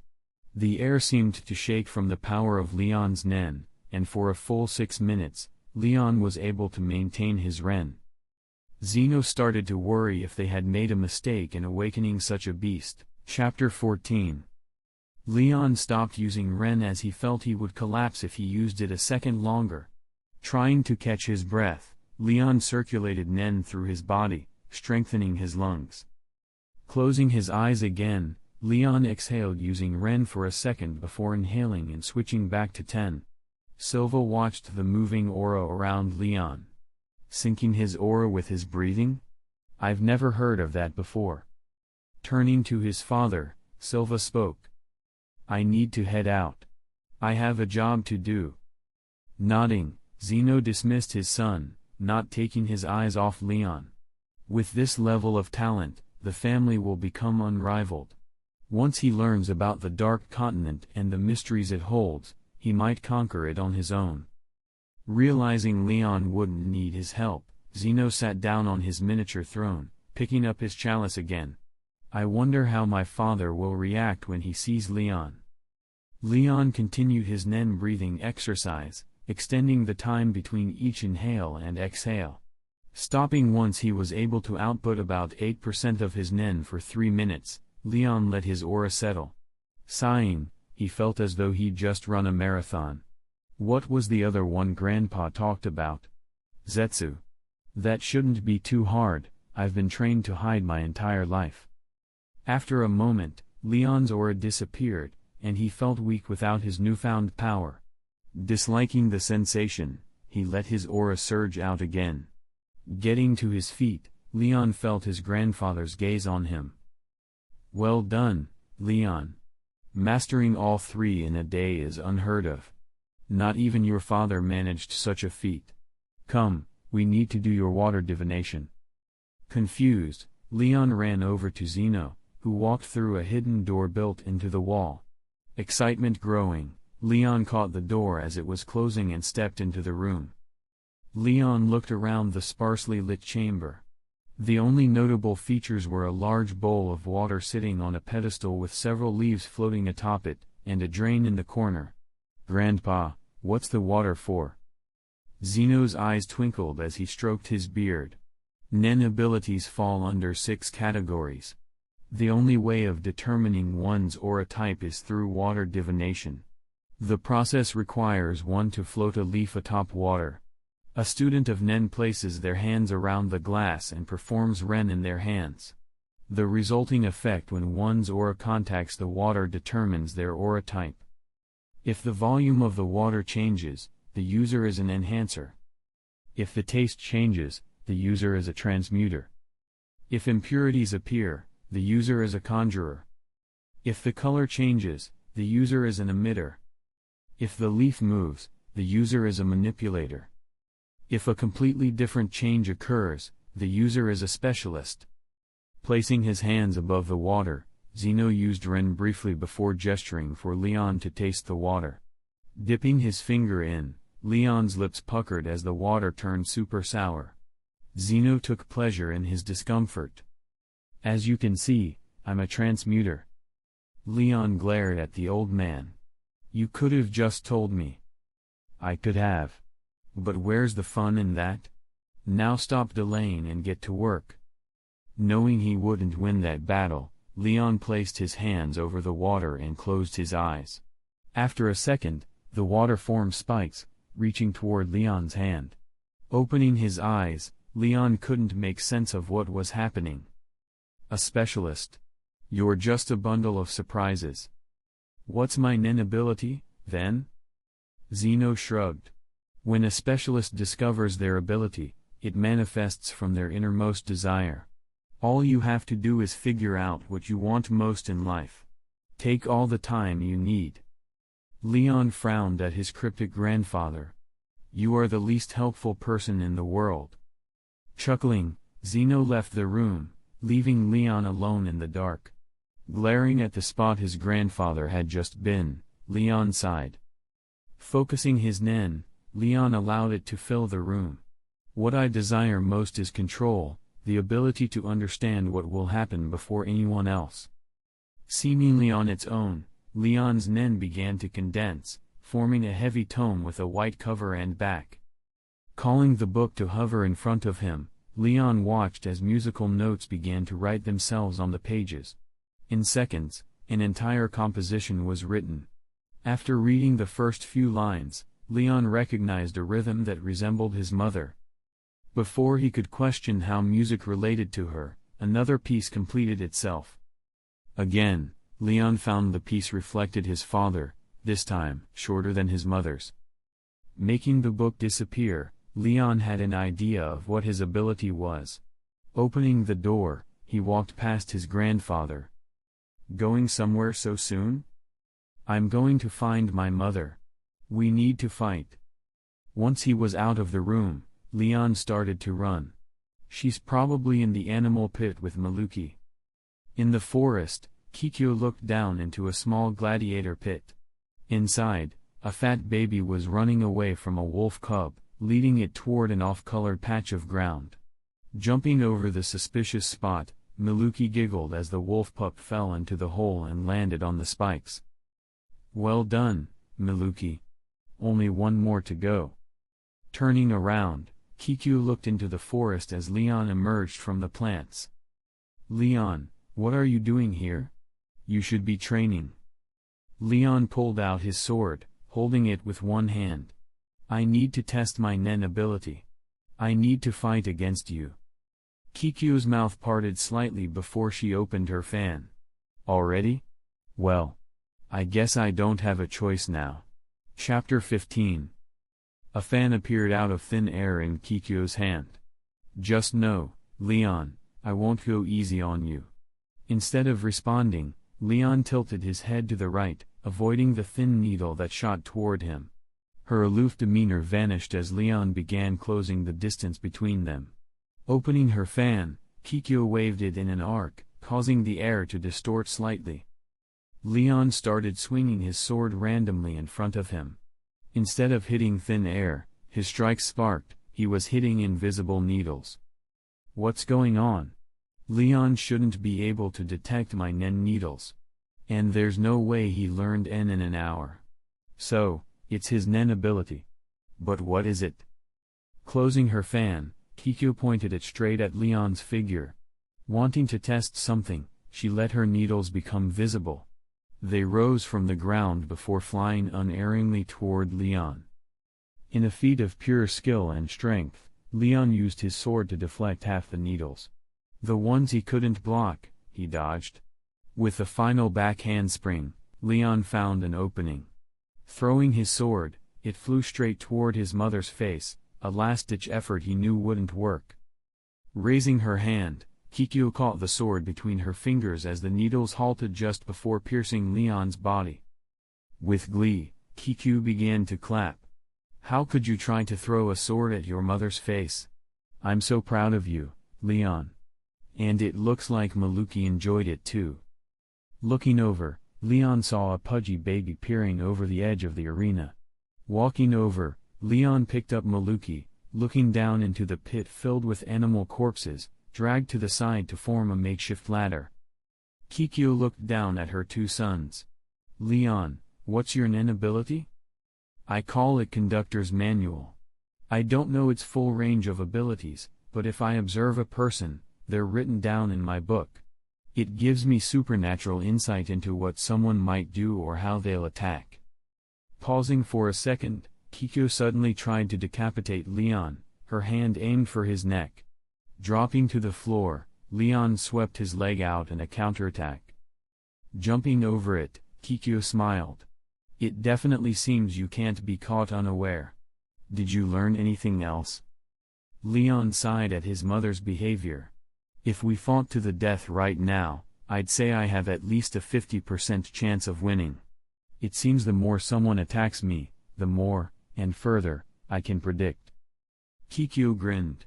Such a perfect ability for an assassin. Once you've spotted your target, all resistance is futile. Leon nodded. I need to get back to training. I don't feel like I've discovered all of my Hatsu's abilities. Putting Maluki on the ground, Leon started running back toward the manor. I wonder how I would fare against Grandpa. -10 minutes later. Leon crashed into the wall of the room, coughing up blood. After explaining his nen ability to Zeno, the old man had attacked him out of nowhere.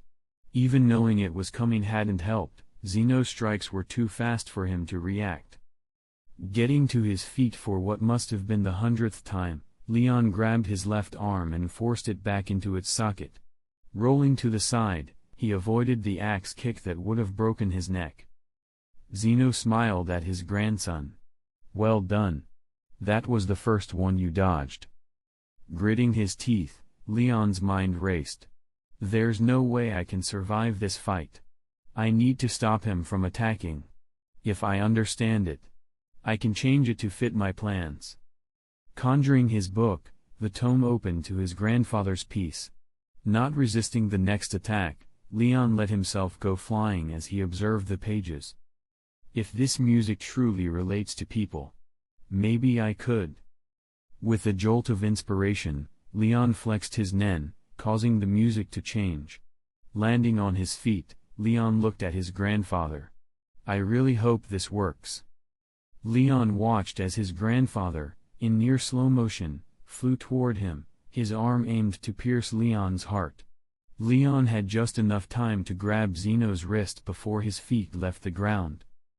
Grunting, Leon looked down at Zeno, who held him against the wall. Making a curious sound, Zeno dropped Leon. What did you do, child? There's no way you should have been able to catch my wrist. Leon spat blood and rubbed his neck. I figured out that music has a tempo or rhythm, each person has a rhythm, their heartbeat. Which means there's a limit to how fast they can move. I just made your body match the speed of your heartbeat. I call it heart's tempo. Zeno grinned. Very well done. You've worked hard enough. The rest of the day is yours. Rubbing his still sore neck, Leon left his grandfather's room. Damn it. Did he really need to do that? Sighing, Leon ran into the forest, trying to find a certain animal. Stopping as he spotted a large set of dog tracks, Leon grinned before speeding up. After a minute, Leon landed on a large purple wolf that was chewing on a human corpse. Mike, are you eating in between meals again? The mountainous wolf tried to hide its meal before lowering its head in shame and whimpering. Chuckling, Leon searched behind Mike's ear, which was nearly as large as him. Don't worry. I won't tell Mom. If you do me a favor. Shaking his head in agreement, Mike listened to the plan Leon whispered in his ear. Chapter 16. Falling onto his bed, Leon sighed. I want to test my ability on people who aren't leagues above me. I should probably keep training, though the sooner I finish, the faster I can leave. Sitting up, Leon let his nen surround him. Using his breathing exercises, he tried to fight off boredom, only to give up 20 minutes later. I just discovered an ability that could make me a superhero, and I'm already bored. Rubbing his eyes, Leon looked out the window and saw a small red bird perched on a tree. I wonder if Nen can strengthen your eyesight. Moving some Nen to his eyes, he blinked and watched the aura around the bird shimmer. I think I found a cure for my boredom. Leon began experimenting, moving his aura quickly, but soon learned that Nen without proper control could be dangerous. He discovered this the hard way, crashing into his wall when he attempted to walk with all his Nen focused in his feet. After more trial and error, Leon found the perfect balance to enhance his body, 40% across the whole body, 60% in the targeted area. Looking at the active aura around him, Leon grinned. Now if only I had someone to spar with. The maids and Illumi stopped being a challenge a long time ago. My mom's training Maluki, Dad's on a trip, Grandpa wants nothing to do with me now. I remember why I wanted a vacation. Sighing, Leon paced on the roof of his room. I'm destined to be stuck in a life of boredom. As Leon questioned why he ever left Meteor City, Zeno walked through the tunnels beneath the manor. Zeno arrived at a small elevator and stepped inside. The box, barely large enough for 4 people, descended rapidly. When it stopped, Zeno stepped out into darkness. A huge figure loomed, then a large feathered dragon pushed its snout into Zeno's chest, lifting him off the ground. Rubbing the dragon's snout affectionately, Zeno walked past the guardian beast toward a pair of enormous bronze doors. Pushing them open, Zeno entered an even darker cavern. Are you ready to die yet, old man? Who are you calling old? Wasn't your 67th birthday not long ago? Maha's aged voice replied. Zeno smirked. So you remembered your son's birthday. Now, about your real interest. Maha laughed lightly. Ah yes, my great-great-grandson. How is he doing with his Nen training? Zeno dropped the joking tone. He's already developed his Hatsu. It's a powerful ability that gives him a form of clairvoyance, but I have a feeling he's only scratching the surface. Maha was silent a moment before answering. Tomorrow I'll begin training him, for at least 3 years. Zeno nodded. Anything else? Could you leave the door open and bring down some candles? It's been over 4 years in here, and the air's a bit stale. Zeno regained his smile. You must have gone crazy in these years. Text break. When Leon woke, he felt someone watching him. Grabbing the dagger hidden under his pillow, he pressed it under Zeno's chin. Good morning, is it time to start training again? Zeno slid the knife away and nodded. Yes. I spoke with my father, and he says you're ready. For the next 3 years, you'll be stuck in a cave with a 90-year-old man and a juvenile dragon. Leon smiled. Well, apart from the dragon part, nothing new. Zeno raised an eyebrow. Are you calling me old? Shaking his head, Leon tossed off his bed covers. Not at all, not at all. Stepping into the elevator, Leon stared at the dragon, which sniffed him up and down like a dog. Why did I agree to this again? When the creature licked him, Leon wiped saliva off and fought the urge to puke at the smell.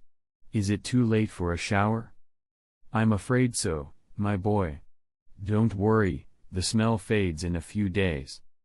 Leon glanced at the diminutive man leaning on a cane. So I guess I'll be bunking with you for the next 3 years or so. Maha chuckled as he stopped in front of Leon. While I enjoy a joke, I won't let it interfere with training. Jumping up, Maha tapped Leon on the head with his cane, infused with nen, sending him to the ground. Surprised, Maha remarked, you can already use nen in defense. Good, very good. Now come along. Groaning, Leon got to his feet and noticed Maha already in the elevator. Good luck, and don't try to escape, it makes training worse, and the elevator is one way. Cursing under his breath, Leon pushed himself upright. I regret this so fucking much. Sitting on a rock, Maha studied Leon, hands resting on his knees. So, you're my grandson.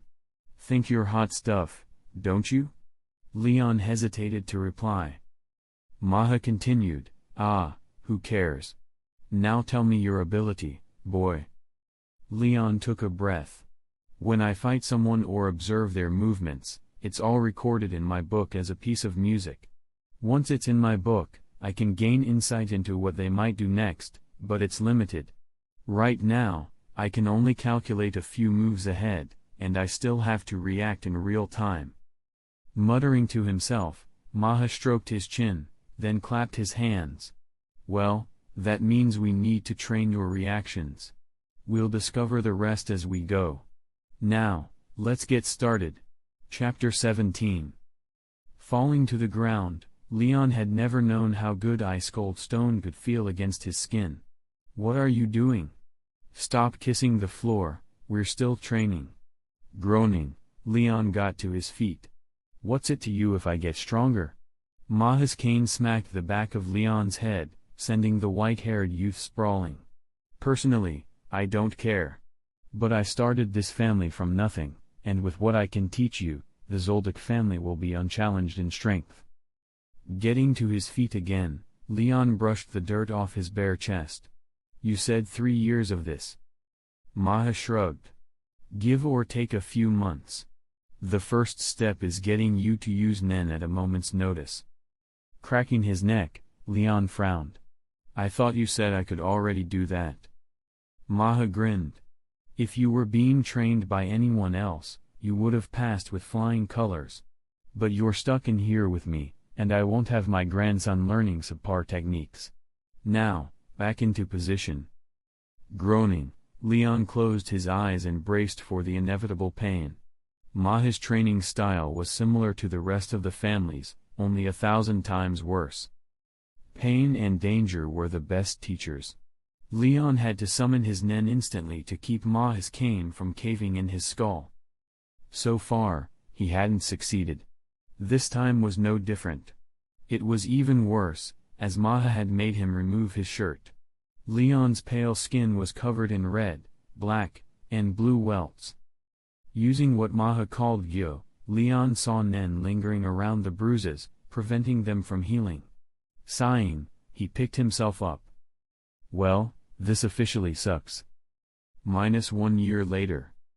Leon blinked as sweat dripped into his eyes. Sighing, he cursed being born into his family.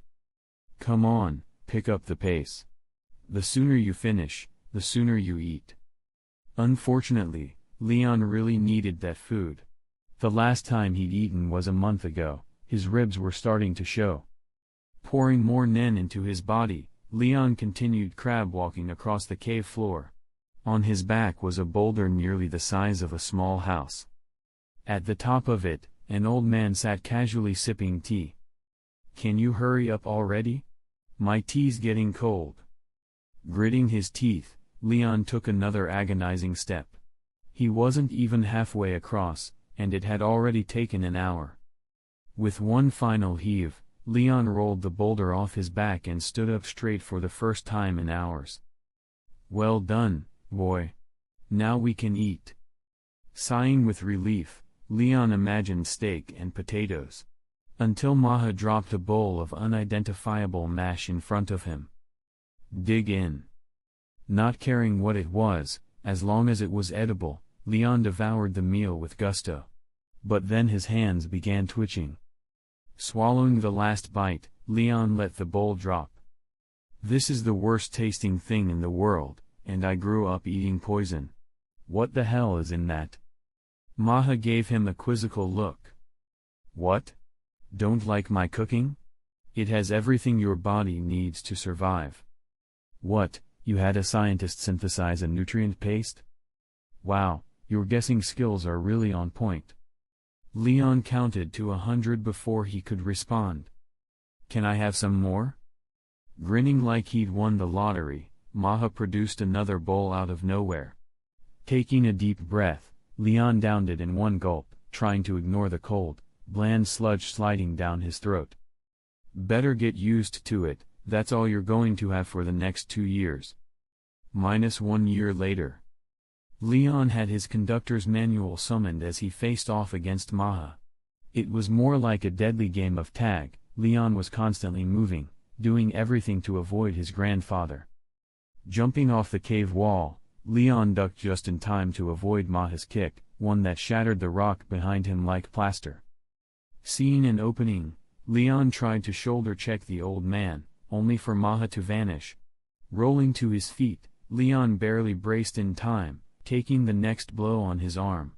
The bone fractured slightly, but he didn't stop flying backward. Snatching a stone from the ground, Leon hurled it, and nailed Maha right in the forehead. Looking at the rock that struck him, Maha chuckled. "I was wondering what would happen if you used your brain. Now let's go again, and this time, let's see how far your ability goes." A pit formed in Leon's stomach. He rolled left, just as a rock whistled through the air where his head had been a second earlier.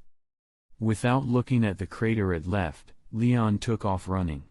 He was pretty sure Maha's laughter would haunt his dreams. Panting on hands and knees, Leon felt his stomach spasm.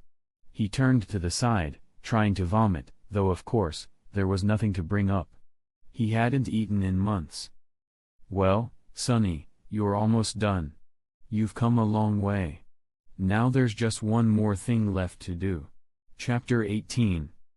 The elevator stopped, and the door opened, letting Zeno into the cave. The dragon bounded up to the duo like a dog greeting its owner. Walking around the beast, Leon glared at Zeno. "So am I finally free? 3 years of non-stop training, and you couldn't even send down edible food instead of the nutrient paste he feeds me." The corner of Zeno's mouth lifted into a smile as he stroked his beard. "Stop your complaining. You're out now, so come on. Your mother has been a nuisance ever since you were locked away. Now stop stalling." Scowling, Leon brushed dirt off his body. "Do I at least have time to clean up? I've got 3 years of grime built up." Zeno shrugged. "If you hurry, you might have time to be presentable. I'll give you the details while we walk." Getting into the elevator, Leon started combing through the knots in his hair. "So where are we going all of a sudden?" Zeno shook his head. "There's a place called Heaven's Arena. Some of the strongest Nen users gather there. You have 1 year to become a floor master." Leon paused before grinning. "Well, I did ask for some combat." "Well, go get ready. You've got 2 hours. You should find all your gear where you left it." Nodding, Leon took off running as the elevator stopped at the upper level. The first thing he did was dive into the shower, watching as the water turned dark brown. 3 years since I last took a shower. My hair's grown a foot. Getting dressed, Leon looked at his reflection. Wearing a white button-up shirt and a black sleeveless vest, he completed the hired assassin look with a pair of black fingerless leather gloves. Nodding to himself, Leon checked his smile in the mirror. "Damn, I look good." Picking up his sword, Leon felt comforted by the weight on his hip. It's been too long. Walking out of his room, Leon was greeted by Tsubone. Are you ready to go, Leon-chan? Smiling, Leon nodded. Let's go to this arena. I want to fight someone who doesn't have the strength to destroy a town. One blimp ride later. Leon stood in front of the imposing tower. Heaven's Arena. Well, let's see what you've got. Walking up to the registration counter, Leon signed up for a match scheduled for midday. No weapons allowed until the 199th floor. I don't want this to drag on. Entering the tower, Leon saw several people waving tickets and trying to sell them. Might as well see what the competition looks like. After finding a seat, Leon looked down at the arena where several fights were taking place. Watching for a while, he sighed. No one here is worth my time. Just people who can barely reach a quarter of my strength. Closing his eyes, Leon started to drift off, until he felt someone watching him. Cracking one eye open, his gaze landed on a boy dressed like a clown, with hair the same shade as Maki's. The boy sat a few rows away. As they made eye contact, the boy grinned. Leon recognized the look in his eyes. It was the look of a killer. Someone who sought out fights no matter the cost. I wonder what his deal is. Maybe we could be friends. Breaking eye contact, Leon turned his attention back to the arena, but he could still feel the clown's eyes on him. When it was almost time for his match, Leon left the stands and headed to the prep area. Walking into the ring, Leon flexed his hands as he eyed his opponent. He wanted this to be over fast. In one corner, we have a new fighter to the ring, Leon. And in the other, a veteran of the stage, Bonduke. At his name, a heavily muscled man lumbered onto the stage.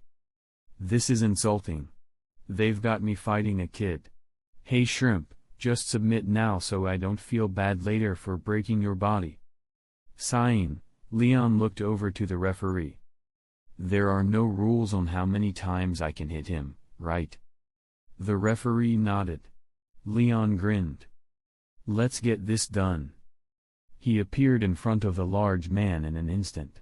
His arms blurred as he struck Bonduke's gut repeatedly, leaving behind deep fist-shaped imprints. After a few seconds, Leon stepped back from the still figure. Groaning, Bonduke collapsed face first, blood leaking from his lips. Walking away, Leon didn't bother listening to the announcer recap the fight. After claiming his prize money, Leon asked the attendant where the nearest hotel was. An hour later, he was checked into a room. Collapsing on the bed, Leon sighed. This sucks. I want out of this so badly.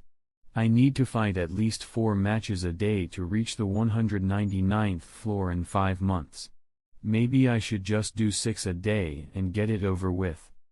Sighing again, Leon sat up on his bed and synced his nen with his breathing. Falling into a rhythm, Leon developed a routine: fight matches all day, then retreat to his room and meditate instead of sleeping. Over the months, he occasionally spotted the clown boy, each time sensing more and more hostility. Eventually, Leon learned the name of his stalker, and that he had a match that night. Ticket in hand, Leon walked toward the arena. Hisaka Moro. Let's see who you are. Chapter 19. Welcome, folks. Today we have a special match. In one corner, we have Hisaka the Clown, and in the other, Randu the Ripper. If Hisaka wins this match, he'll move on to the 199th floor. As the announcement ended, Randu charged Hisaka, roaring as he drew his fist back for a punch. Ducking under the obvious attack, Hisaka countered with a kick to Randu's side.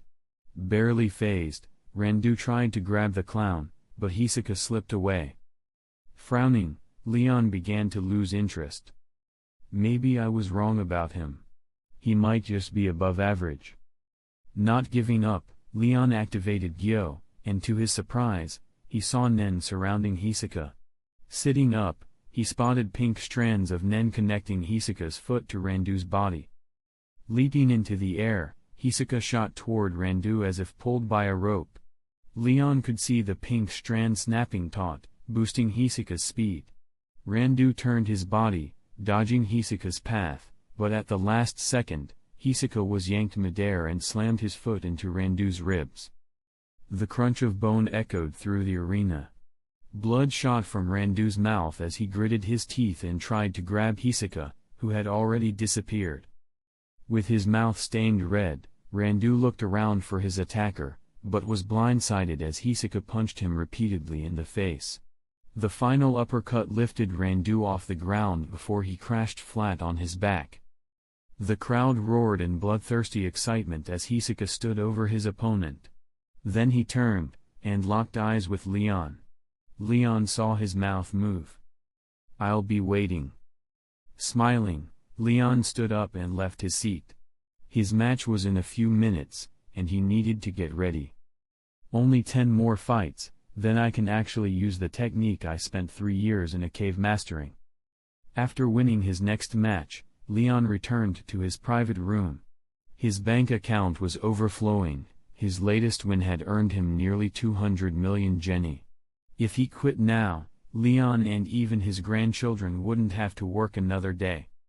But it still paled in comparison to the Zoldyck family fortune. Ordering room service, Leon dug into the 5-star meal. It had been almost a day since his last bite. He silently thanked everything good in the world that it wasn't nutrient mash. Shoveling food into his mouth, Leon paused when someone knocked on the door. Frowning, he checked the peephole, and saw Illumi standing on the other side. Unlocking the door, Leon flicked his younger brother on the forehead. "Why are you here, Illumi? You know I hate surprises." Rubbing the red spot, Illumi remained expressionless. "I was in the area and thought I'd say hello." Narrowing his eyes, Leon didn't buy it. "Bullshit. Come in, so we can talk about why you're really here." As Illumi stepped inside, Leon shut the door and flopped back down in his seat. He resumed eating, this time with less barbarism. "So I'm going to ask again, why are you here?" Illumi was quiet for a moment before answering. "I do have a job. But I was wondering if you'd spar with me. My nen isn't progressing the way I hoped." Leon glared. "No. I'm not fighting you. Go ask Mom, Dad, or find a teacher." Nodding, Illumi stood and exited the room. Outside, he glanced toward Hisoka, who was leaning against the far wall. "I told you it wouldn't work. He knows me too well." Shrugging, Hisoka smiled. "It was worth a try. Now it'll just be more of a surprise. You sure you don't know anything about his abilities?" Illumi responded flatly. "My brother's always a step ahead of everyone else. I'm warning you, don't anger him. It won't end well." Hisoka licked his lips, his heart quickening. "I wonder how much of a fight he'll put up." Turning away, Illumi left his acquaintance alone. It's his funeral. Finishing his meal, Leon was still irritated about Illumi trying to play him. "I'll have to remember to pay him back someday. Whatever, I've got a fight to win." Leaving his room, Leon entered the arena. Not a minute later, he exited again, nearly 300 million Jenny richer. Somewhere on the planet, 10 men sat around a round table, each dressed in expensive clothing and adorned with fine jewelry. At the head of the table, one man cleared his throat. "As we all know, Meteor City has become a thorn in our side. While it provides untraceable mercenaries, our operations there are frequently raided. And the Council of Elders refuses to comply with our demands. I propose we take over the district and make it a permanent part of our operations." Murmurs rose around the table until another man spoke. "Why should we devote resources to take over a pile of trash heaps? I say we wait another year and see if the situation improves. If we wait another year, it might be too late. I'm calling a vote, whether or not we try to claim Meteor City as our territory. All in favor? 6 hands rose around the table in agreement. Good. Start gathering men and supplies. Meteor City will be ours. Chapter 20. Walking away from his 199th fight, Leon sighed. Finally done with that. Now, the elevator to the 200th floor. Stepping into the glorified box, Leon leaned against the wall as the elevator began to rise. Looking out the window, he whistled at the view. The entire city sprawled out below from the side of the tower. Before boredom could set in, the elevator stopped, letting Leon step onto the 200th floor. Looking around, Leon was unimpressed. It looked like a standard hotel. Walking up to the receptionist, he gave his information and received his room number. When he turned around, Leon found himself face to face with 3 men, each clearly disabled in some way. One in a wheelchair. One with a prosthetic leg. Another missing an arm. Looks like they were initiated and not gently. So, we've got another outlier today. First that jester kid, now you. The man with the prosthetic leg hopped forward. Move. Not paying them any mind, Leon started to pass, until he felt 3 collective auras trying to invade his body. Sighing, Leon turned to face the trio. I don't feel like dealing with you 3. Go find other suckers to prey on. Releasing his own aura, Leon easily overwhelmed the 3, forcing their nen completely inward. After letting them suffer a bit, he let them collapse to the floor. Have a good day. Walking away, Leon left the 3 men panting for breath. What are they feeding kids these days? First the jester. Now that kid. Opening the door to his room, Leon threw his things onto the bed, took a shower, and changed into a fresh set of clothes. Sighing at the feeling of clean fabric on his skin, he turned on the TV and started flipping through channels. Finding nothing interesting, Leon dropped to the floor and began a workout. Using Nen to reinforce his body, he managed 2,000 push-ups before someone knocked on the door. Opening it, Leon didn't see anyone, until he looked down and spotted a small slip of paper. Picking up the note, he closed the door behind him. Unfolding it, Leon read the single line of text. Meet me at Café Torino at 3 o'clock tomorrow. Shrugging, Leon crumpled the note and tossed it aside. What a weird guy.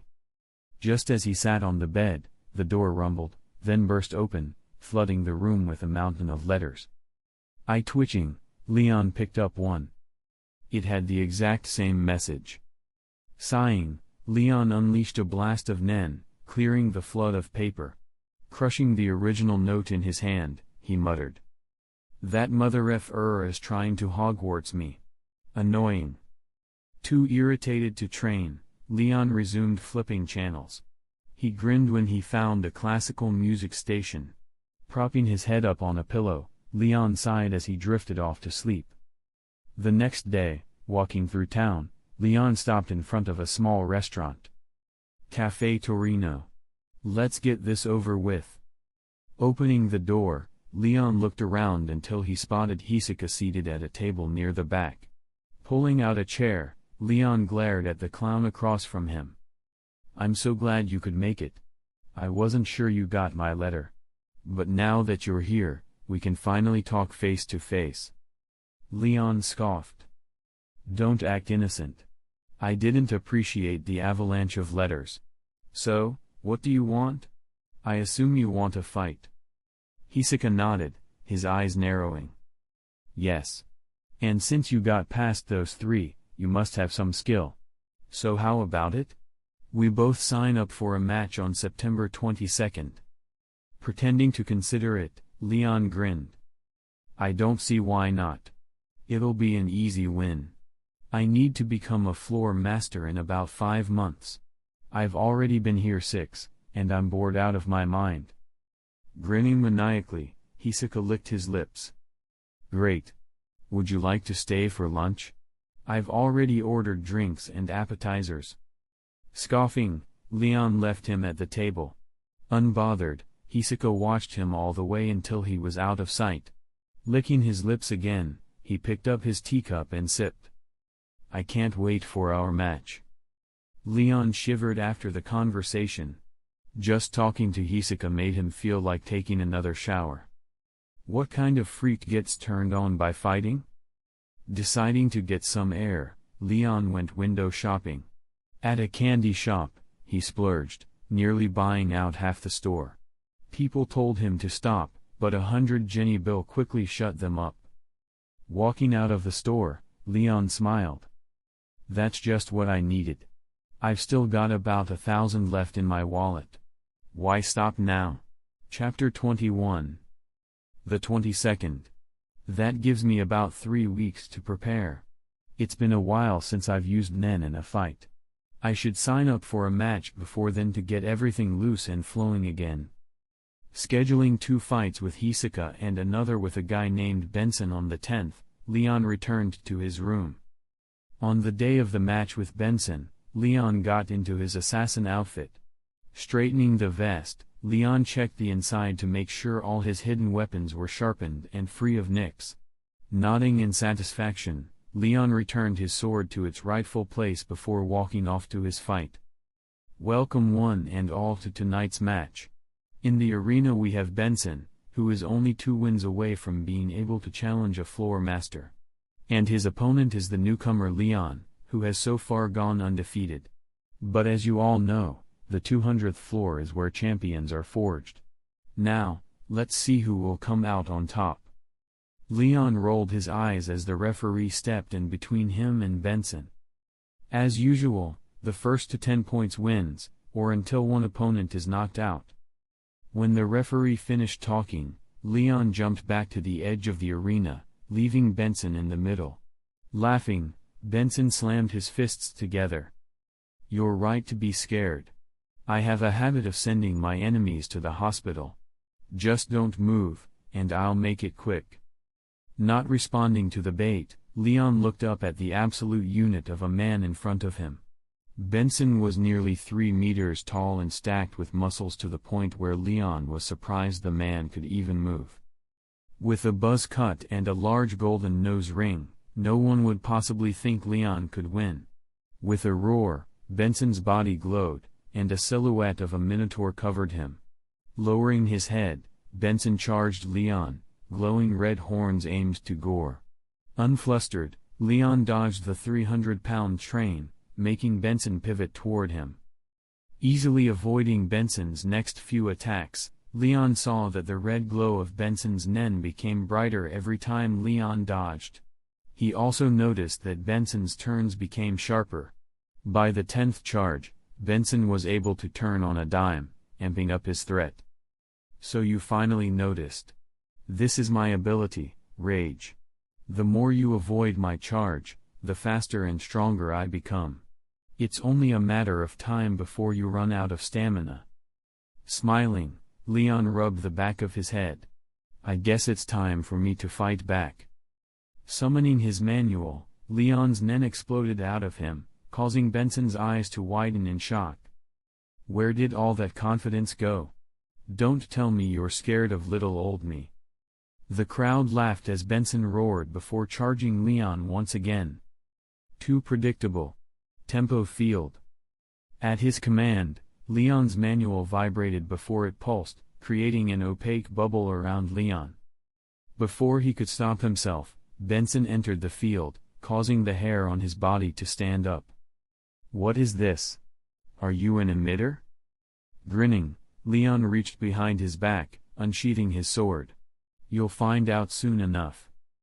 Stepping forward, Leon began to walk toward Benson. As he did, his figure blurred before it started to multiply. Benson frowned as he was soon surrounded by a sea of Leons, each identical in nature. Using Gyo, after failing to spot the real one, Benson finally saw that all but one of the Leons had Nen. I found you. Charging, Benson was on Leon in an instant. Roaring as his charge finally connected, Benson thought he had won, until the afterimage of Leon disagreed. Confused and disoriented, Benson didn't spot Leon as a large gash appeared on his thigh. Grunting in pain, Benson tried to turn around, but he found that he was moving like a bug stuck in syrup. Before he could question what was happening, Leon appeared next to him, stabbing his sword into Benson's side. Pulling back his fist to punch, Benson was too slow as Leon disappeared again. "You little bitch. Stop using parlor tricks and face me one-on-one." The arena was silent before Leon reappeared in front of Benson. "There you are. Now stand still and let me run you over." Smiling, Leon snapped his fingers, causing the field to disappear. Summoning his manual again, Leon held the book in hand. "Yes, it is time for this to end. I hope you enjoy the piece I made.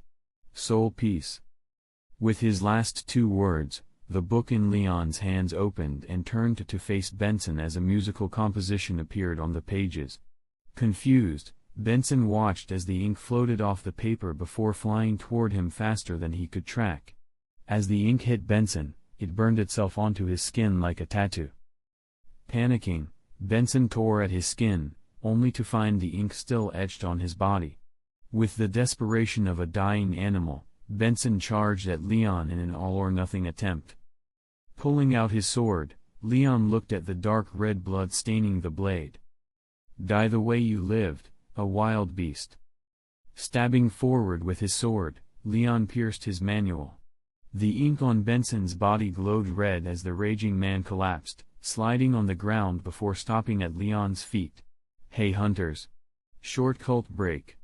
And fun fact: Killua is canonically resistant to poison and electricity. It's due to Zoldyck family training, literally being tortured as a kid. Though you would know that anyway if you entirely watch more than 12 episodes. Anyway, let's keep going." Chapter 22. The crowd was shocked before it roared in approval. "Well, I can certainly say that no one expected that outcome. I'm getting reports that Benson is dead. Leon has killed his opponent in one blow. Just what is the background of this killer child?" Walking away, Leon rubbed the back of his neck. "Damn it, I didn't want to use one of my more powerful moves. Tempo Field is my bread and butter combo, slowing down my opponent and reducing the requirements of my other abilities. Then there's my ultimate move, Soul Piece. For this ability to activate, I need to meet several requirements. I need to know the target's name, survive for at least 2 minutes against them, then drop their blood on my conductor's manual." Sighing, Leon yawned. "Oh well, I still have a few more tricks up my sleeve." Going back to his room, Leon took a shower. He wasn't the freshest after his battle. Feeling better in clean clothes, Leon was drying his hair when the phone on the nightstand rang. Sighing, Leon had a sinking suspicion about who was on the other end. Letting it go to voicemail, Leon was about to take a nap when the phone rang again. Gritting his teeth, Leon walked over to the phone and crushed it with one hand. Damn, that Hisoka never knows when to give up. Sometime later, Leon sighed as he walked into the ring where Hisoka was already waiting, his eyes locked on Leon. "Welcome back, everybody. It's been an exciting 3 weeks. Leon has fought nearly every 2 days, winning his matches without taking a single blow, controlling each match with ease. This has earned him the title conductor. But today might be the day Leon falls, as he is up against another rising star, Hisoka. With his deadly parlor tricks, the clown prince will dance you to your death." Not caring about the killer clown in front of him, Leon looked to the crowd where people booed and cheered, hungry for bloodshed. Big turnout today, and the announcers are just fanning the fire. As his mind wandered, the match had already begun, and Hisoka took advantage of Leon's absent-mindedness to attack. Frowning, Leon was forced on the defensive. He could see Hisoka's nen trying to attach itself to him. Creating some distance, Leon summoned his conductor manual, throwing down his tempo field immediately. Unafraid of the ability, Hisoka charged right in. Feeling the stone tile beneath him vibrate, Leon braced himself as it separated from the floor and soared into the air. Ah, There it is, folks, Leon's signature tempo field. And Hisoka charges in without hesitation. It looks like Hisoka has Leon on the fence, but that never lasts long with the conductor. Using the tile as a platform, Leon jumped toward Hisoka, taking out his sword and aiming to pierce the clown. Spreading his hands in front of him, Hisoka created a net of purple nen. Grabbing his kunai, Leon threw it into the net and watched as the nen stretched before stopping the projectile in midair. Unable to stop his momentum, Leon was about to enter Hisoka's reach when he suddenly froze midair before dropping to the ground. Landing on his feet, Leon took joy in the confused look on Hisoka's face. "I have you now, you freak." Walking forward, Leon used his clone technique, creating multiple images of himself. Wary now, Hisoka's nen covered his body, meaning anything that touched him would become stuck and under his control. Stopping, the images of Leon stared at Hisoka, unmoving. Damn, he's craftier than I gave him credit for. Well, I guess I need to pull out all the stops. A sudden shift occurred within the opaque bubble. The smooth surface became fractured. Looking around, Hisoka winced as a sharp ringing started to echo inside his head. Smiling, Leon watched as Hisoka's nen began to fluctuate. First time I've ever used that technique and had it work. I guess it depends on how much control the person has over their nen. Still trying to figure out what was happening, Hisoka barely dodged the sword aimed at his throat. Bending backward, Hisoka couldn't spot Leon before a fist slammed into his stomach. Spewing blood, Hisoka was sent flying out of the area of Leon's tempo field, causing the sharp ringing to fade away. Critical hit. 1 point to Leon. Roaring with approval, the crowd was on its feet, everyone on edge for the next altercation. The first point of the match has been scored. Leon made Hisoka vomit blood with his signature move, but now the Clown Prince is outside Leon's field. What will happen next? Grinning as he got to his feet, Hisoka licked the blood dripping from his lips. Ah, so rough. Why don't we just take our time with things? Frowning as he dismissed his field, Leon sneered at Hisoka. Keep it in your pants. It's about time I end this. Stretching his arms wide, Hisoka smiled. Oh, so soon? And we were just getting started. Rushing the clown, Leon aimed his sword to gut Hisoka, when he felt something slam into his chest. Stopping in his tracks, Leon looked down to see his own kunai embedded right where his heart was. Well, look at that. Chapter 23. Looking down at the metal stuck in his chest, Leon collapsed to his knees, blood rising from his lips. Whoops, my finger slipped. But tell me, how does it feel to be killed by your own weapon? Curling up on his side, Leon's face turned blue as he coughed, speckling the arena with bright red droplets. Walking over, Hisoka knelt next to Leon, putting a finger under Leon's chin. Looking the assassin in the eyes, Hisoka smiled. I love that look of defiance in your eyes. I can't wait to see it slowly fade as you die. With a surge of strength, Leon grabbed Hisoka's forearm. I have to say, you almost had me. With a sickening crunch, Leon shattered Hisoka's arm, turning the flesh purple and blue with force. Reeling from the pain, Hisoka was prepared for the 2 follow-up strikes, both to his ribs. Vomiting a mouthful of blood, Hisoka collapsed, making no attempt to get back up. You're one tricky bastard. If I had reacted a split second later, my heart would have been pierced. Lifting up his shirt, Leon revealed that the skin around the kunai was pulled inward, keeping the blade trapped and preventing blood loss. Grunting as he pulled out the projectile, Leon stored it back in its rightful place. Thanks for giving me a challenge. The other guys were chum. Well, see you around. After landing a total of 4 critical hits, Leon won the match by TKO. Well, there you have it, folks. The conductor steals his 7th win, making him the fastest rising fighter in Heaven's Arena history. And it looks like the Clown Prince will be spending a few days in the hospital after taking his first loss. Hisoka didn't move as he was wheeled out on a stretcher. Leon Zoldyck, you got the best of me. I guess this means I need to step up.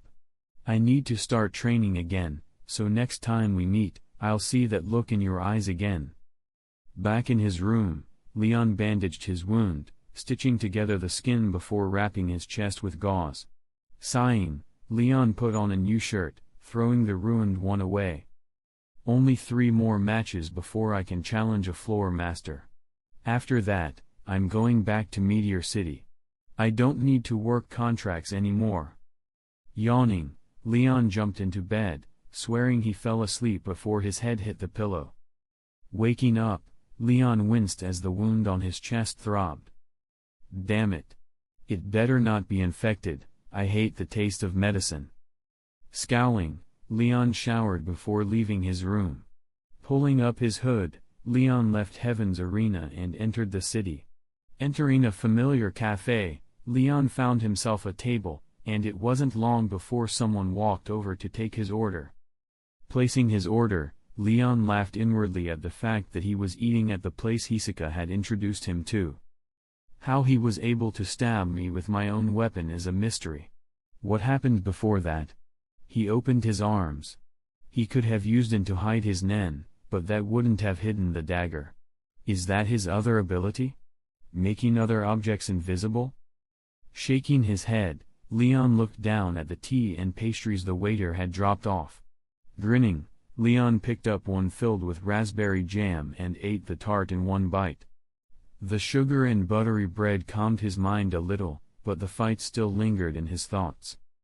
When's the last time someone gained the upper hand on me in a fight? Hisoka will definitely try to fight me again, so I'd better be prepared. Reaching into his pocket, Leon pulled out the family communicator. After a moment, his call was answered. Is there something you need, brother? Leon took another pastry, shoving it in his mouth. Yeah. That Hisoka guy. What's the deal with him? If you tell me everything you know, I'll forgive you for trying to interrogate me. There was a pause on the other side before Illumi started to talk. I met Hisoka in Glamgas Land, where I was hired to kill a serial killer called John Doe, who happened to be Hisoka's ringleader, Moritonio. Hisoka ended up killing him before I could, nullifying my contract. He ended up following me, and we've become acquaintances. Sighing, Leon rubbed his forehead. I don't want to know about your relationship, I want to know about his capabilities. Have you ever fought him? The bastard got closer to killing me than anyone ever has. Illumi was almost silent for a full minute before he resumed. I know he mainly uses playing cards as his main weapon, along with his nen ability Bungee Gum. Other than that, I don't have a clue. Thinking it over, Leon ate another pastry. Well, thanks anyway. I'll see you soon. Hanging up, Leon finished his snack before paying and leaving. I should have watched more of his fights. I won't be taken by surprise again. Chapter 24. Leon looked down at his 10th victim, sighing as he walked out of the arena. And Leon completes his second match of the week in record time. This being his 10th win, Leon now has the right to challenge a floor master. Will he wait, or go straight ahead and fight? Find out soon in Heaven's Arena. Scratching his chin, Leon debated that exact same question. I want to get this done with, but I should tread carefully now. So far, I don't even know what the floor masters look like. Maybe they'll have recordings of their matches. With a plan in mind, Leon asked around until he located a vendor selling high-quality videos of fights. Buying several floor master matches, Leon returned to his room. For the first time, Leon got a look at one of the floor masters. Leon watched as a tall, spindly man with long limbs faced an unnamed opponent. He had a skeletal face, topped by a nest of unkempt, greenish hair. His chin was small, and thick purple lips curved beneath a single, glaring eye, the sclera, iris, and pupil of his right eye were entirely yellow, while the other eye was covered by a visor. His name was Amoeba, and Leon almost laughed at the irony. An amoeba is a single-celled organism that digests prey by surrounding it with its own body. Amoeba did exactly that. From what Leon could see, he could turn his body into some sort of liquid, grab onto his opponent, and consume them. In a couple of seconds, it would be over, with nothing left behind. I won't fight him. His speed would kill me in an instant. I can't afford to make a mistake. Now, the next one. Might be possible for me to win. The next floor master was named Kanjiro, a huge, bald man. Although extremely muscular, he had a prominent fat belly. His head was egg-shaped, and a long, thin, dark mustache framed his mouth, stretching past his collarbone, matching a pointed goatee. A violet tribal tattoo ran down his arm, shoulder to wrist. In his match, Kanjiro manifested thick purple tentacles to grab his opponents, grappling them and tossing them around like dolls. As long as I can stay out of his range, I'm fine. It looks like his tentacles can only go about 10 meters. I just need to wait for an opening. Smiling, Leon turned off the TV. Maybe I should practice some more. No, I definitely should. Leaving his room, Leon wasn't surprised to find an exclusive gym for floor members. Walking over to the bench, Leon began bench pressing 2,000 pounds.